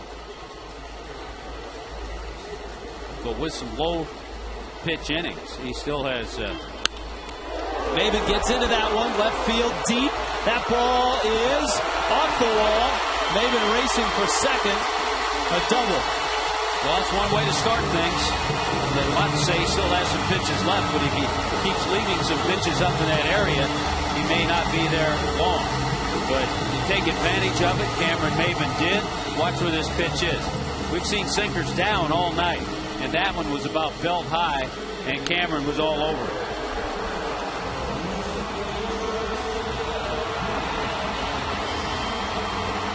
So as a pitching coach, Larry Rothschild, as a manager, Mike Quaddy, you look for things like that. A few more pitches up in that area, that gives you an idea that it's about it for young Mr. Coleman. Brad Davis fouls that one off, and it's 0-1. This is a guy that Coleman has handled twice, and both times it was with a good comeback fastball that froze Davis looking. This time he gets him. Down the line it goes. Maven's going to score. Davis around first. He's got a double. Marlins within a couple. And Davis in scoring position, and a decision to make for both dugouts. Well, that's just a tremendous adjustment by Brad Davis. He's had a tough night. He's been charged with a couple of errors, one really not his. But he goes down and gets this pitch when all night he's seen some sinkers away. This one kind of sunk into a nice zone for him. So a good night for him to come back with that double, and back-to-back doubles is going to be all for Casey Coleman. Mike Quaddy wants the lefty. Here's our Maroon.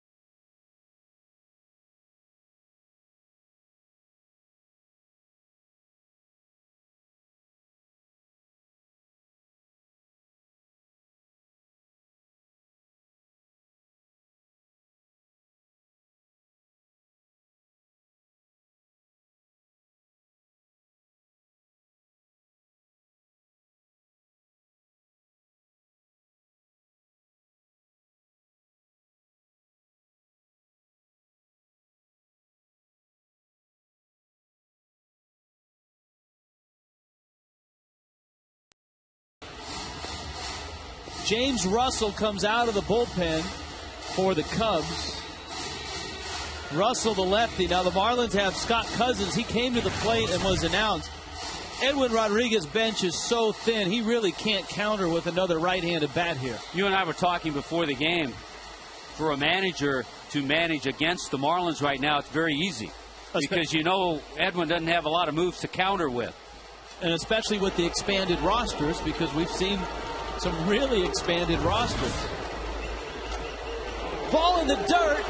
Davis gets to third. You saw Cousins square to bunt, and Russell bounces one up there. The count's 1-0. How about the irony? James Russell, the son of Jeff Russell. He pitched a little bit in the big leagues in the 80s with the Rangers, the Reds. And I'll tell you one thing, he's done a decent job, but he, out of the bullpen, has allowed 11 home runs this year.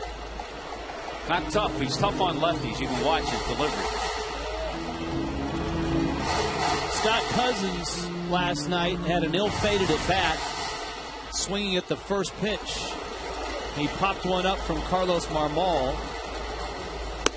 And he goes after that 2-0 pitch with a swing and a miss. Marmol had just walked to Cousins, was pinch hitting. And whether you liked swinging at the first pitch or not, the bottom line, he missed the sign. He wasn't supposed to. Russell missed with 2 breaking balls and then throws a couple fastballs by Cousins. Davis waiting at third base. You know, Davis doesn't have the best of speeds as a catcher, but it was a heads-up play to get to third on that pitch in the dirt. He knows well as a catcher where that ball goes. Infield is back. Boy, there's a spot where just contact gets you a run, just a ground ball, and Russell strikes out Scott Cousins. Yeah, and you get a run, and all of a sudden it's a 1-run game, and now Quaddy's going to make another move. Well, Mike Quaddy is in. James Russell is out. There's a Rooney.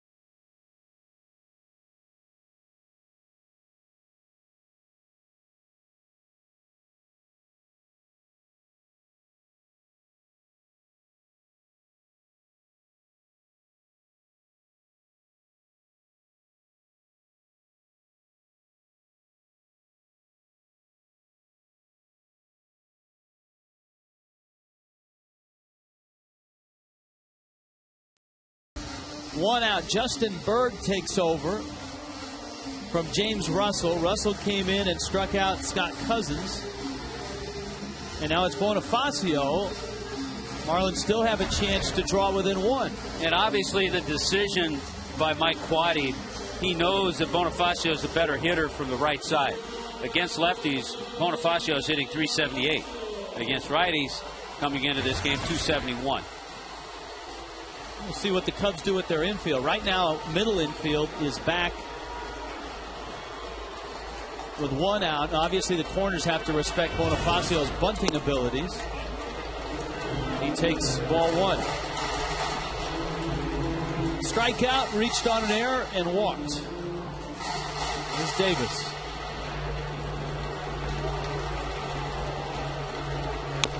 Yeah, you talk about how the bench is very thin for Edwin.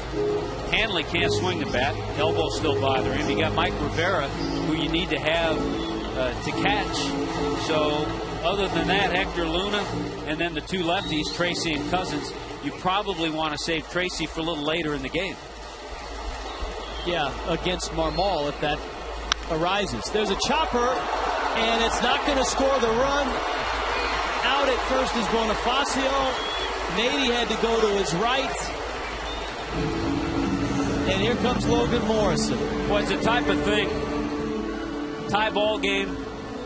Maybe even a 1-run game.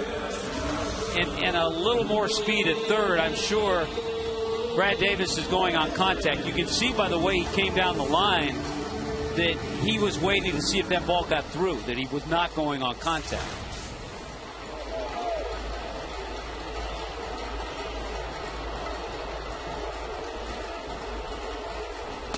And again, Tommy, it's another one of those situational at-bats where the Cubs are giving you a run. If you can put the ball in play up the middle on the ground, you get the run.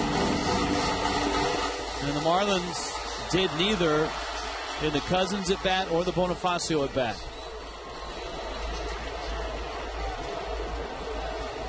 Morrison with the count 1-0.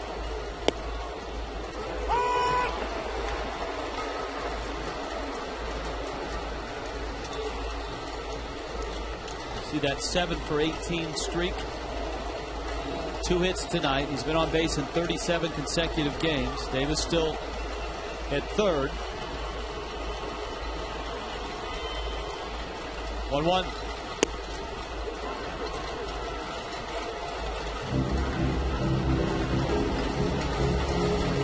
Not sure what pitch that was, but it had change-up action at 91 miles an hour. Yeah, he's got that good sinker. Sinkers and sliders mainly for Berg.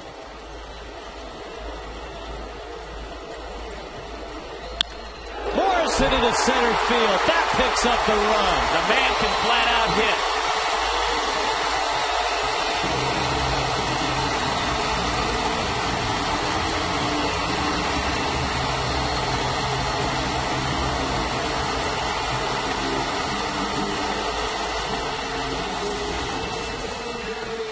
Boy, he stays back. The only time tonight he rolled over a little bit was back in the 5th inning when he hit into that double play. That time he stayed back nicely and took it right back up the middle. So Morrison's at first. Here's Gabby. The sinker is low. So the Fish are within a run now with 2 here in the bottom of the 7th. And a big 2-out hit by Logan Morrison. He's got 3 hits tonight. 3 of the Marlins' 6. Gabby, that eats Ramirez up alive. That's a base hit. Ramirez right on the line. If not for him being on the line, that ball's in the left field corner, and the Marlins maybe tie this game. You can see him shaking his left hand. You're right. That's got to be a base hit all the way. It is. Gabby crushed that ball and got a piece of Aramis Ramirez. He tried to just do or die play. Couldn't get it. They got him right up on the palm. Yeah. So here comes Uggla now with 1st and 2nd and 2 outs.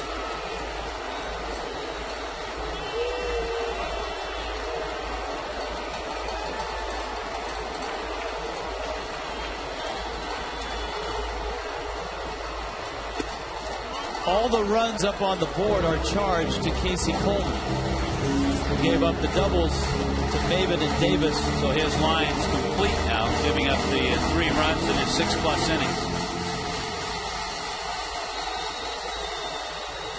1-0 pitch coming to Uggla.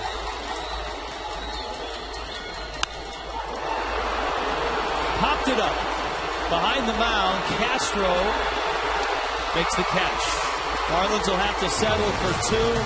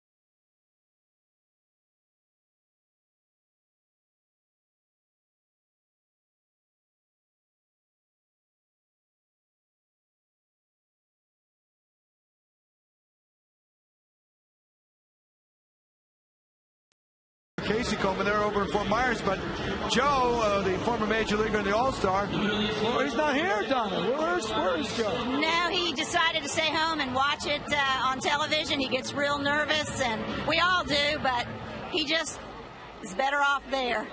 But he was in these shoes. He's been an All-Star major league pitcher for quite a while. His father was an All-Star and pitched, and it's the first generation ever of pitchers to make 3 generations of pitchers. That's an amazing Coleman fact, huh? Yes, it is, and Casey was real excited to bring that, to bring his father and his grandfather, and then his being the 3rd generation. It's just real exciting for all, you know. Did Casey try to talk Joe into coming here tonight? Casey really wanted his dad to come, and I told Casey, I said, he just gets, you know, and to think, because he's been around it all his life, but he's never had to watch his son in it, and he just has to be able to move. So he feels like if he's in these seats and he's watching, and he can't move These seats, you can't, you're kind of stuck. Yeah, you're dying with every pitch. And he is. Is he watching probably our broadcast, right? He is watching. What do you want to tell him? Because your son did a nice job tonight. You can talk right to that camera. I said, Joe, you should have come. It was great for 6 innings, and then I guess he tired out a little bit, but it's exciting. All right, well, congratulations to you. Joe, I don't know. I mean, you've been on the mound all these years. We'll hope to see you out next time here, but way to go. You've had a great generations of family baseball. It's really history. Back to the guys upstairs. All right, Craig and Joe, thanks for being along for the ride tonight. Your son pitched very well tonight. Yes, he did. And it looks like he has a bright future in the big leagues. Burt Badenhop misses in. The Hopper has a sinker. But that one didn't sink. That one ran in. On Giovanni Soto. So Alfonso Soriano and Tyler Colvin are coming up.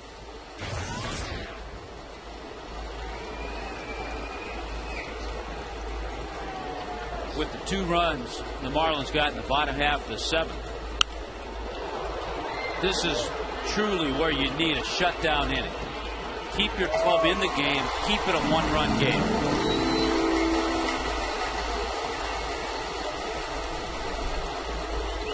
Tyler Colvin coming up now. Marlins got 2 outstanding innings from Jorge Sosa, 2 scoreless innings. And by the way, we saw Mike Quaddy match up lefties and all that. Edwin Rodriguez can't do that. Doesn't have a lefty available in his bullpen. So he's got to go with a right-hander against Tyler Colvin.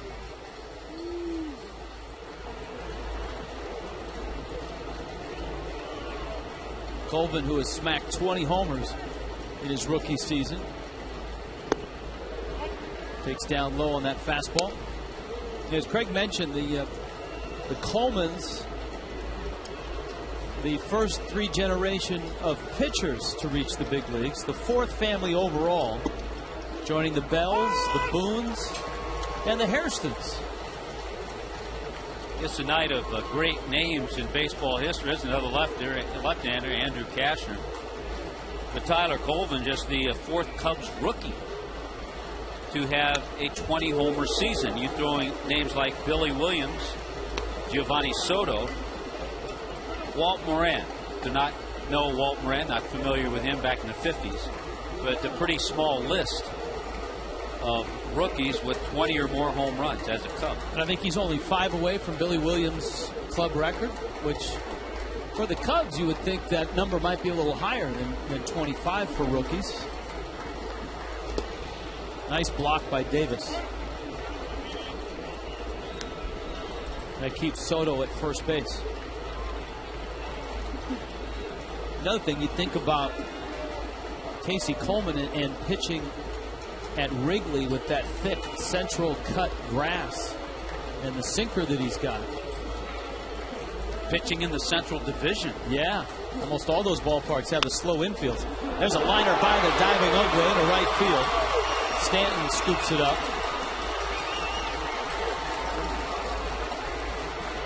Changeup from Burt Badenhop. It didn't have much sink to it, and it didn't fool Coleman.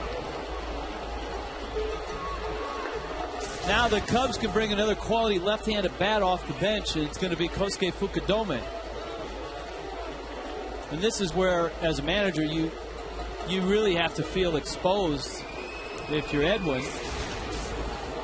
You almost have to pick from the right-hander that gets lefties out best, and that is actually Veras, and that's who's warming up. And that's the decision that I think Edwin's going to have to make here. Which one of my righties gets lefties out best? It's Jose Veras. Here's our Marooney. Called to the pen. When you need a car, truck or van, who you gonna call? Marooney!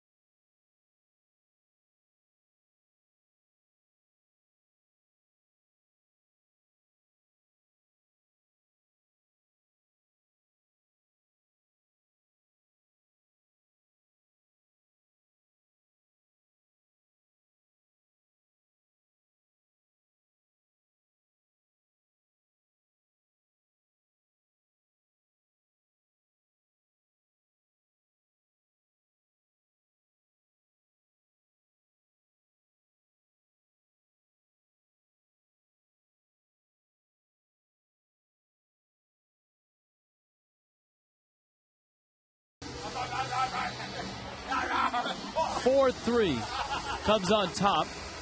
And here comes Veras out of the bullpen to take over for Badenhop. Fukudome announced as the pinch hitter, and he's coming up to the plate.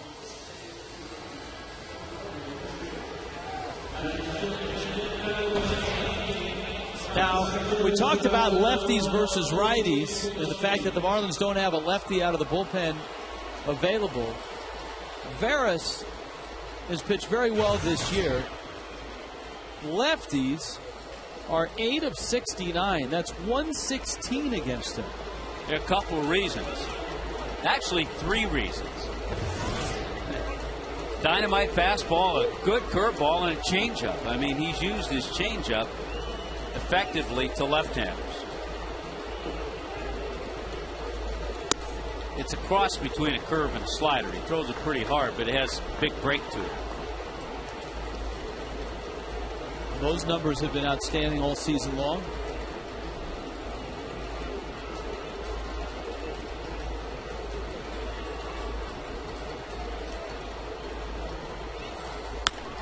There's the changeup. There's a pop-up. 2 outs. Now he's got another left-handed bat in DeWitt to face.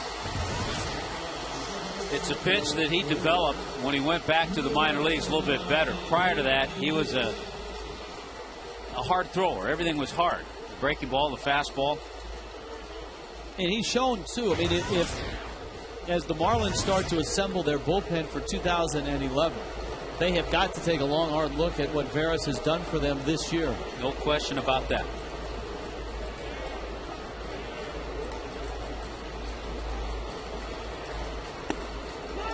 There it is again.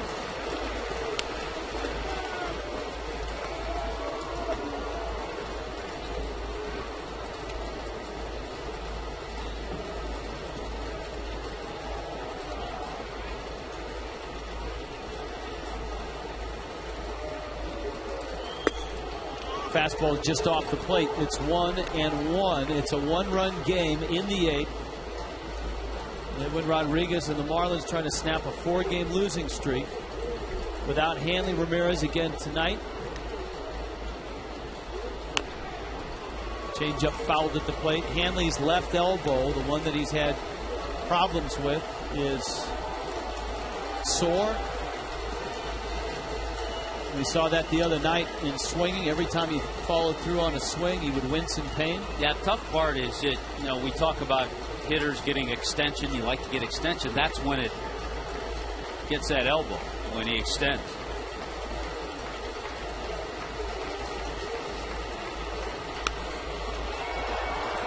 Breaking ball, and I'm not sure how DeWitt hit that ball. That looked like a pitch that if he doesn't hit it, may have hit him on the left leg. It was biting in on him so severely. Watch the break on this thing. Starts to swing there. And by the time he makes contact. Now 1-2 coming. Little looper, that's going to find a home, and the Cubs are going to pick up another run. And racing to second is DeWitt with a double.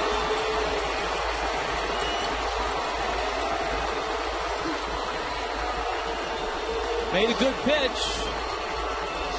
It's 5-3.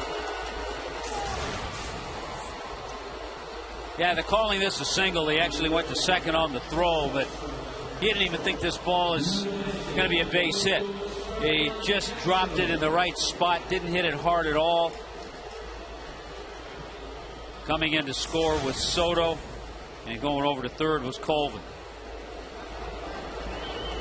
Now Starlin Castro.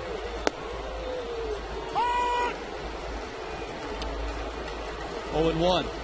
And the Cubs have answered back. And that's the tough part about this inning. And once again, that leadoff walk, the Burke Badenhop walk, has scored.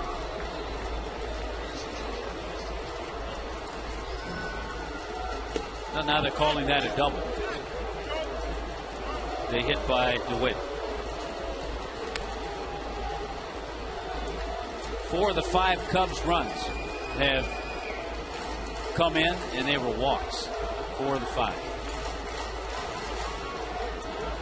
That especially was damaging to Anibal Sanchez in the 5th inning. Cubs' first 3 runs of the game all got on via walks. And then a couple of doubles, Marlon Birds and Aramis Ramirez. The Cubs were off to a 4-0 start, or rather a 4-1 ball game at that point. Marlins got a run in the first. Cubs 4 in that 5th. Have added on here in the 8th.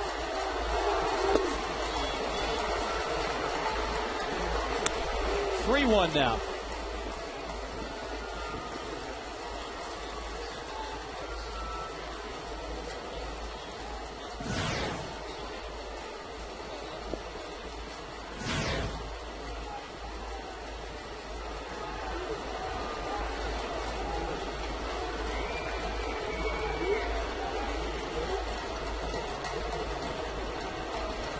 Three-one.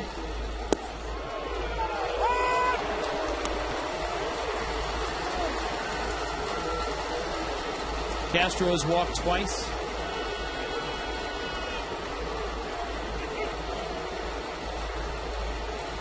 Full count.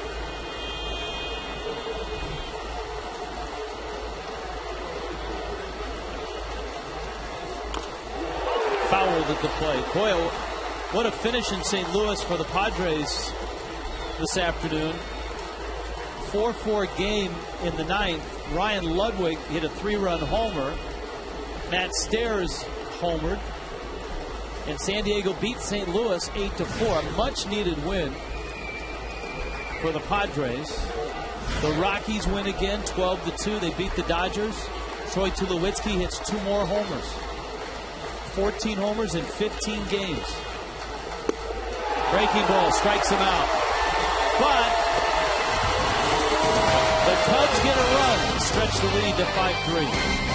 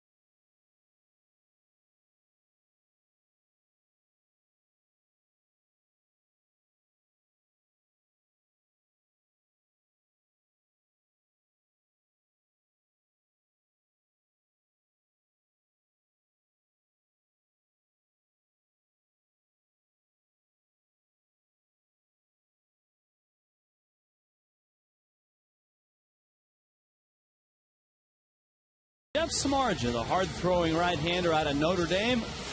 And Andrew Miller, the angular one out of the University of North Carolina. Marlins Live starts at 12:30. As we look forward to tomorrow, you can live forward with Just for Men hair color. Andrew Kashner, it's been a parade of tall relievers. Casey Coleman, kind of the point guard of the group, with Russell, Berg, and now Kashner. Mike Stanton stands in. Rich, was I told that we were having a guest for the game tomorrow? Yeah, we just got word that we will have a third man in the booth, second analyst in the booth tomorrow. John Baker will be working hard with us tomorrow. Good.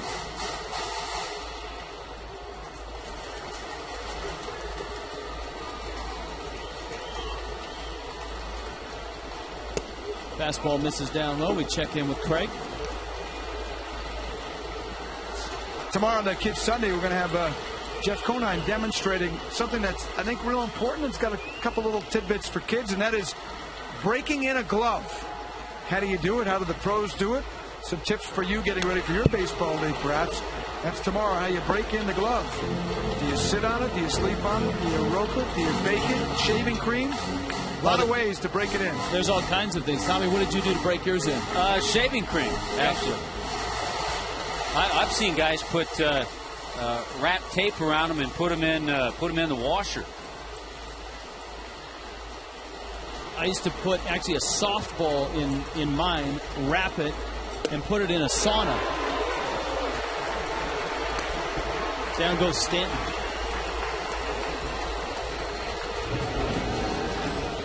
So there's one out. Kashner strikes out Stanton. Now you got Wes Helms and Cameron Maben. Hensley in the Marlins bullpen. That's a big run in the top of the inning for the Cubs. Helms tonight is 0 for 2.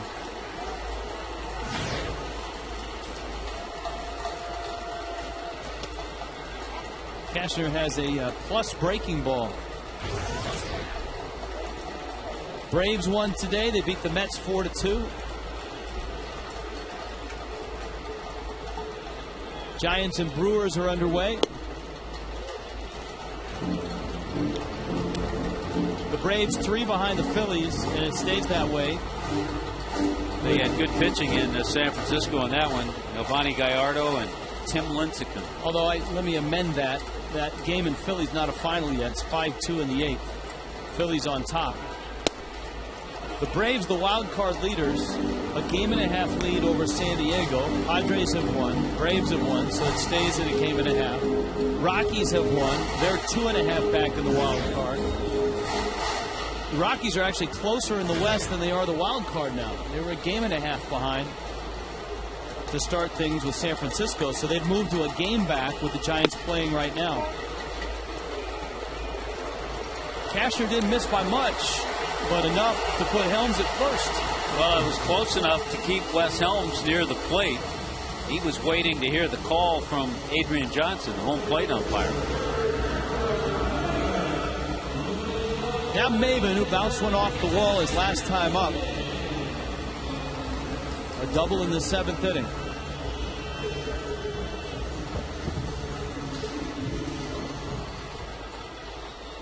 Cardinals losing tonight, and the Reds winning 8-1 in the 8th inning. Cincinnati on top. So it looks like that lead's going to go back to 7 games in the Central. And good luck for the Marlins. They don't draw an easy assignment for that Monday makeup game against the Cardinals. Chris Carpenter. Chris Bolstad against Chris Carpenter. That 3 o'clock start. 3:10 to be exact. Mike Quaddy pacing. Minnesota won again today, and as you pointed out, the significance of the Twins, it looks like the Central is theirs, but home field advantage might be theirs as well. Yeah, their 89th win. The Rays are trailing 3-2 in the 9th to the Angels. Maben up. Here's the 1-0 coming. Ball and a strike. And an out here in the 8th.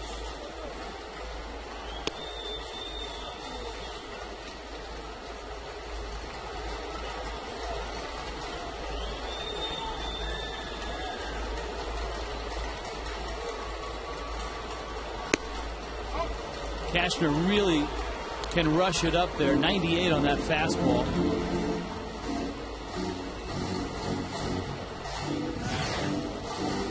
Davis on deck.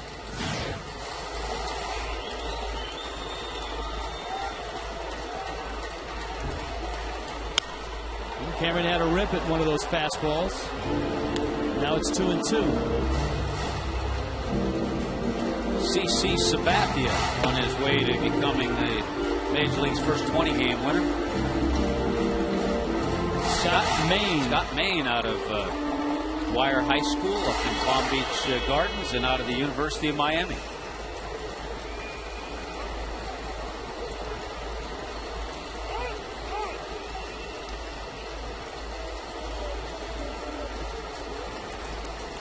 Two.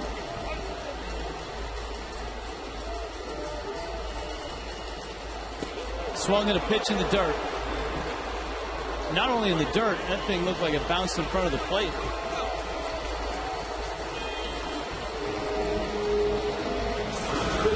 Not good identification of that pitch. That pitch not even close.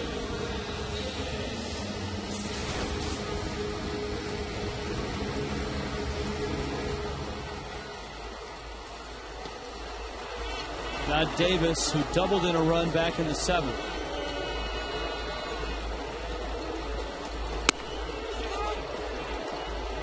Adrian Johnson said he swung at it. From the look on Davis's face, he's not in agreement.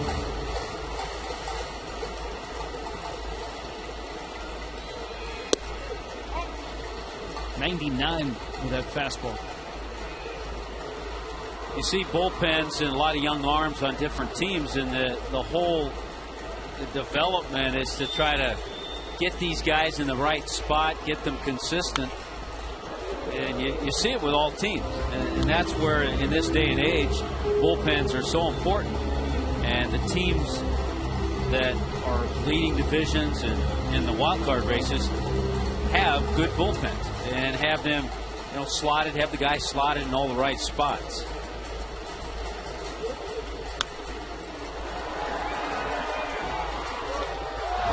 Davis got a piece of the breaking ball. It's 1-2.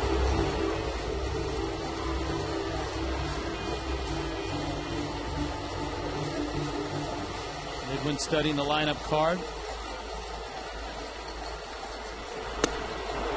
And Davis strikes out. 99-mile-an-hour fastball. Cashner blows him away. Marlins down by 2.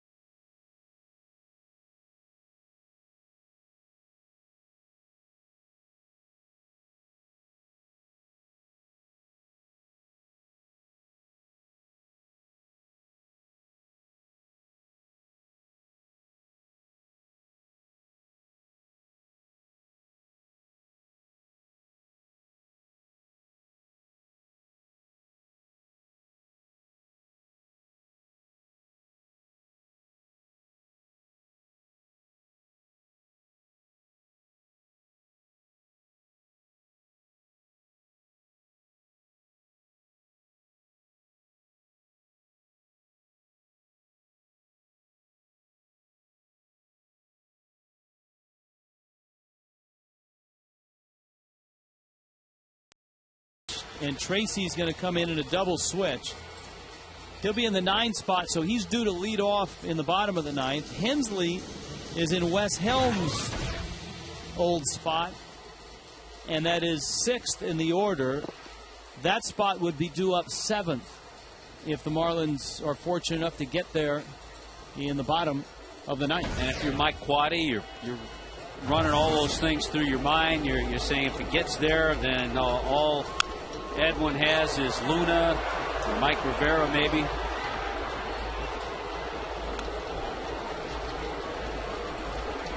Leaders of the game brought to you by JM Lexus, multi-hit games.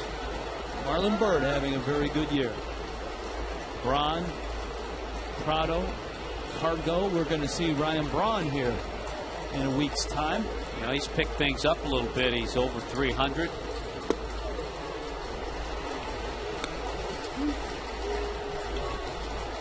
Count 0-2. Clay Hensley waited all his life for a save situation. He got 3 of them in 3 consecutive days in Washington, and he hasn't seen one since. Yeah, it came in bunches, or the opportunity came in bunches, and he did the job.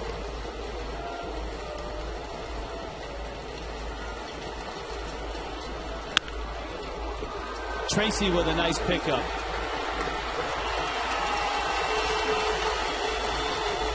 He throws out Bird. There he is. Carlos Marmol.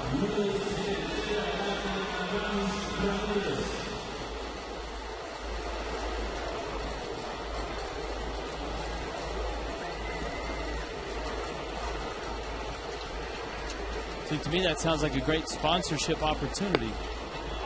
This Marmol moment is brought to you by Marmol moment. He's had a few. He saved last night's ball game. His 32nd of the season. Hensley gets a strike at the knees. He'll be trying to save it for the young right-hander, Casey Coleman. We saw Mom here in the stands. Yeah, Joe will really be pacing around for that one. Yeah, he's probably done a few laps around the house already tonight.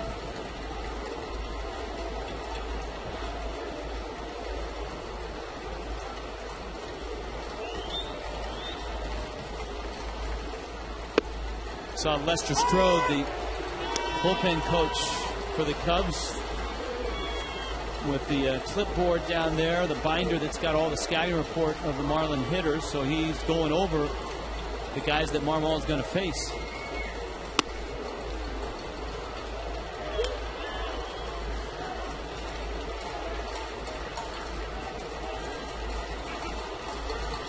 Three-two.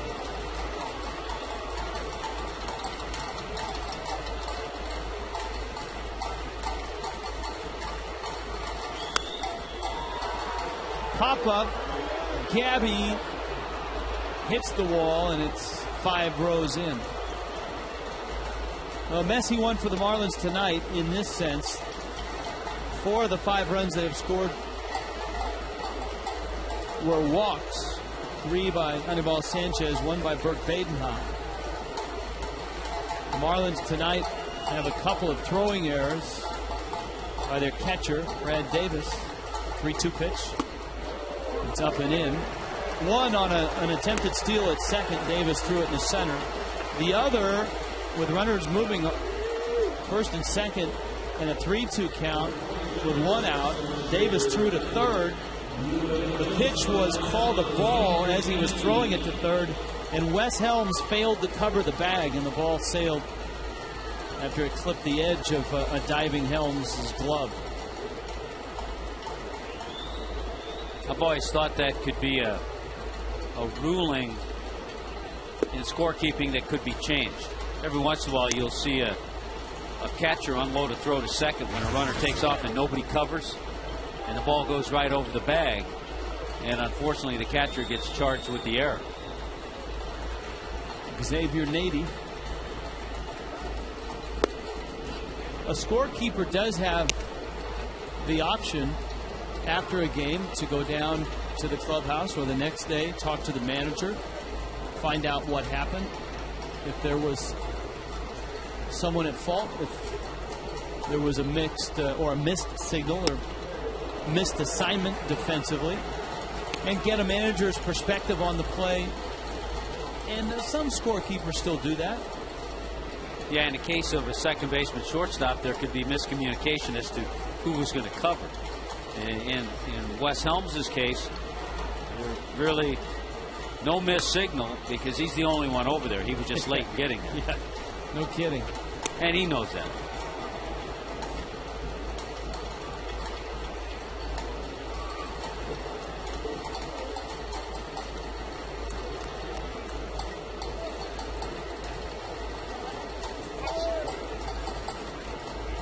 Xavier Nady.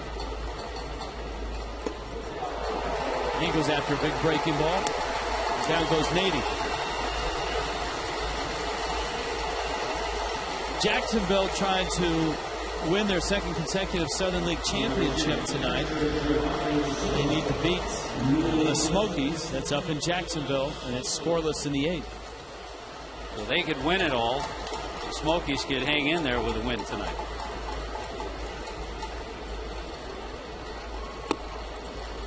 And only you can prevent forest fire.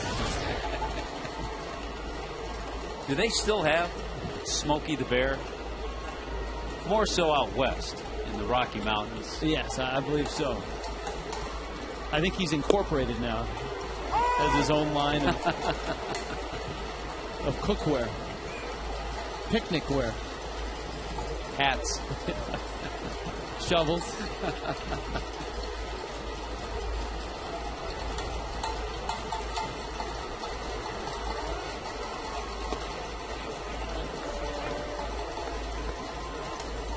Nicely done handling that big curveball. Brad Davis just wanted to make sure he smothered it to keep Ramirez at first base. Not a lot of speed, though, in Aramis Ramirez.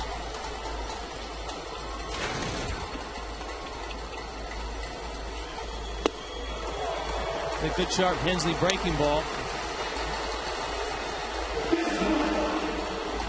It's gone 2-2 now, and Giovanni Soto.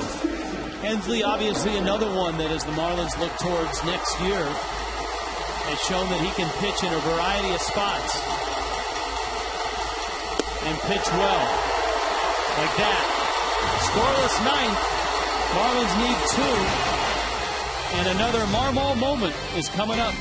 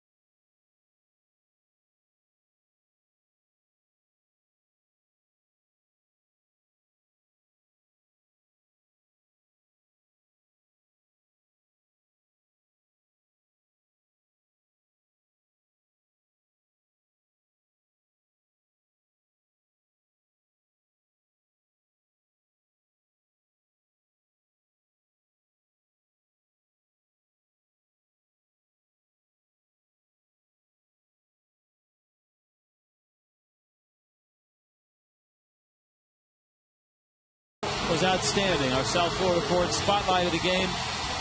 He threw 91 pitches, 5 hits, 3 runs, 4 walks, 5 strikeouts. He displayed a tremendous amount of poise, I think, after that first inning. He had little struggles establishing his breaking ball. Once he did that, mix that in with that hard two-seamer that moved and found the strike zone, He did a terrific job tonight.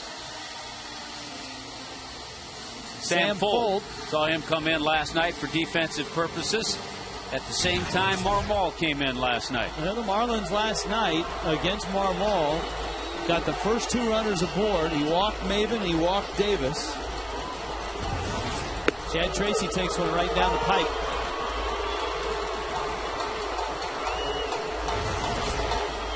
Tracy came in the double switch, so this is not a pinch hitting appearance, but it sure feels like one. It's his first AB of the night.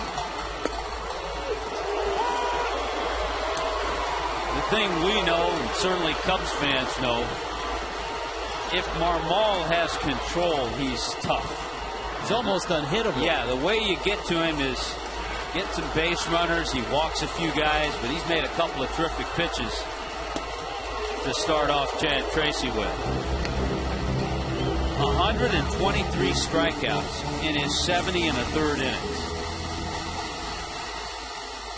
He didn't miss by much on that one.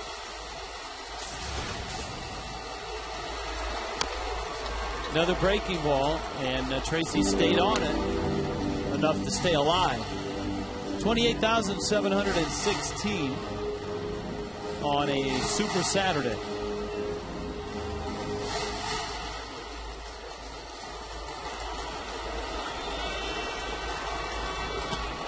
And Marmol finishes Tracy off.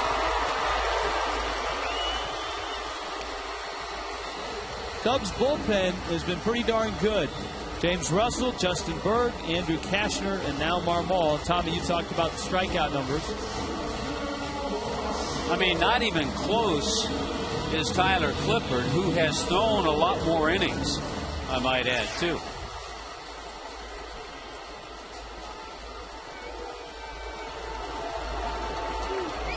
Bonifacio goes out to the first pitch, hits it to right. Colvin makes the catch. The Marlins are down to their last hitter now. Logan Morrison. Another outstanding night for Morrison.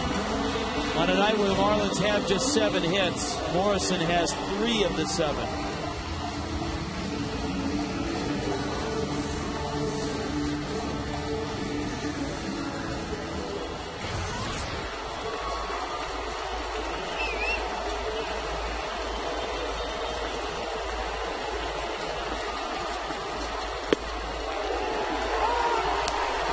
Breaking ball strike, and it's 0-1. Yeah, this is a sharp Marmol tonight.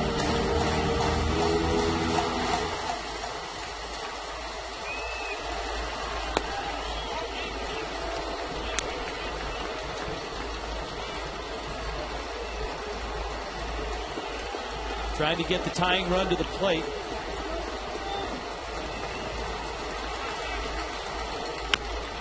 Little tapper back to Marmol, who throws it to first, and the Cubs have won the first 2 games of this series. And the Marlins' losing streak reaches 5 and takes them to under 500. Painful one tonight.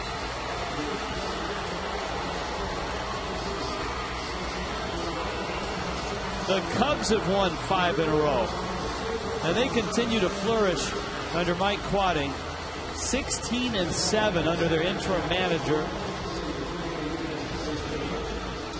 Solid start from Casey Coleman. Joe, you can stop pacing now. Your son gets the win.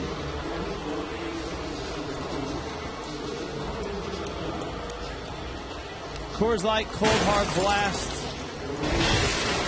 is a cold hard blast of Carlos Marmol. A strikeout there, a fly ball there, and the comebacker for the save and the win. Marmol saves both games so far in this series, and the Marlins, to get a win in this series, are going to have to turn to Andrew Miller, who makes the start tomorrow. Marlins baseball is brought to you by Maroney, South Florida. When you need a car, truck, or van, who are you going to call? 1-877-MARONEY.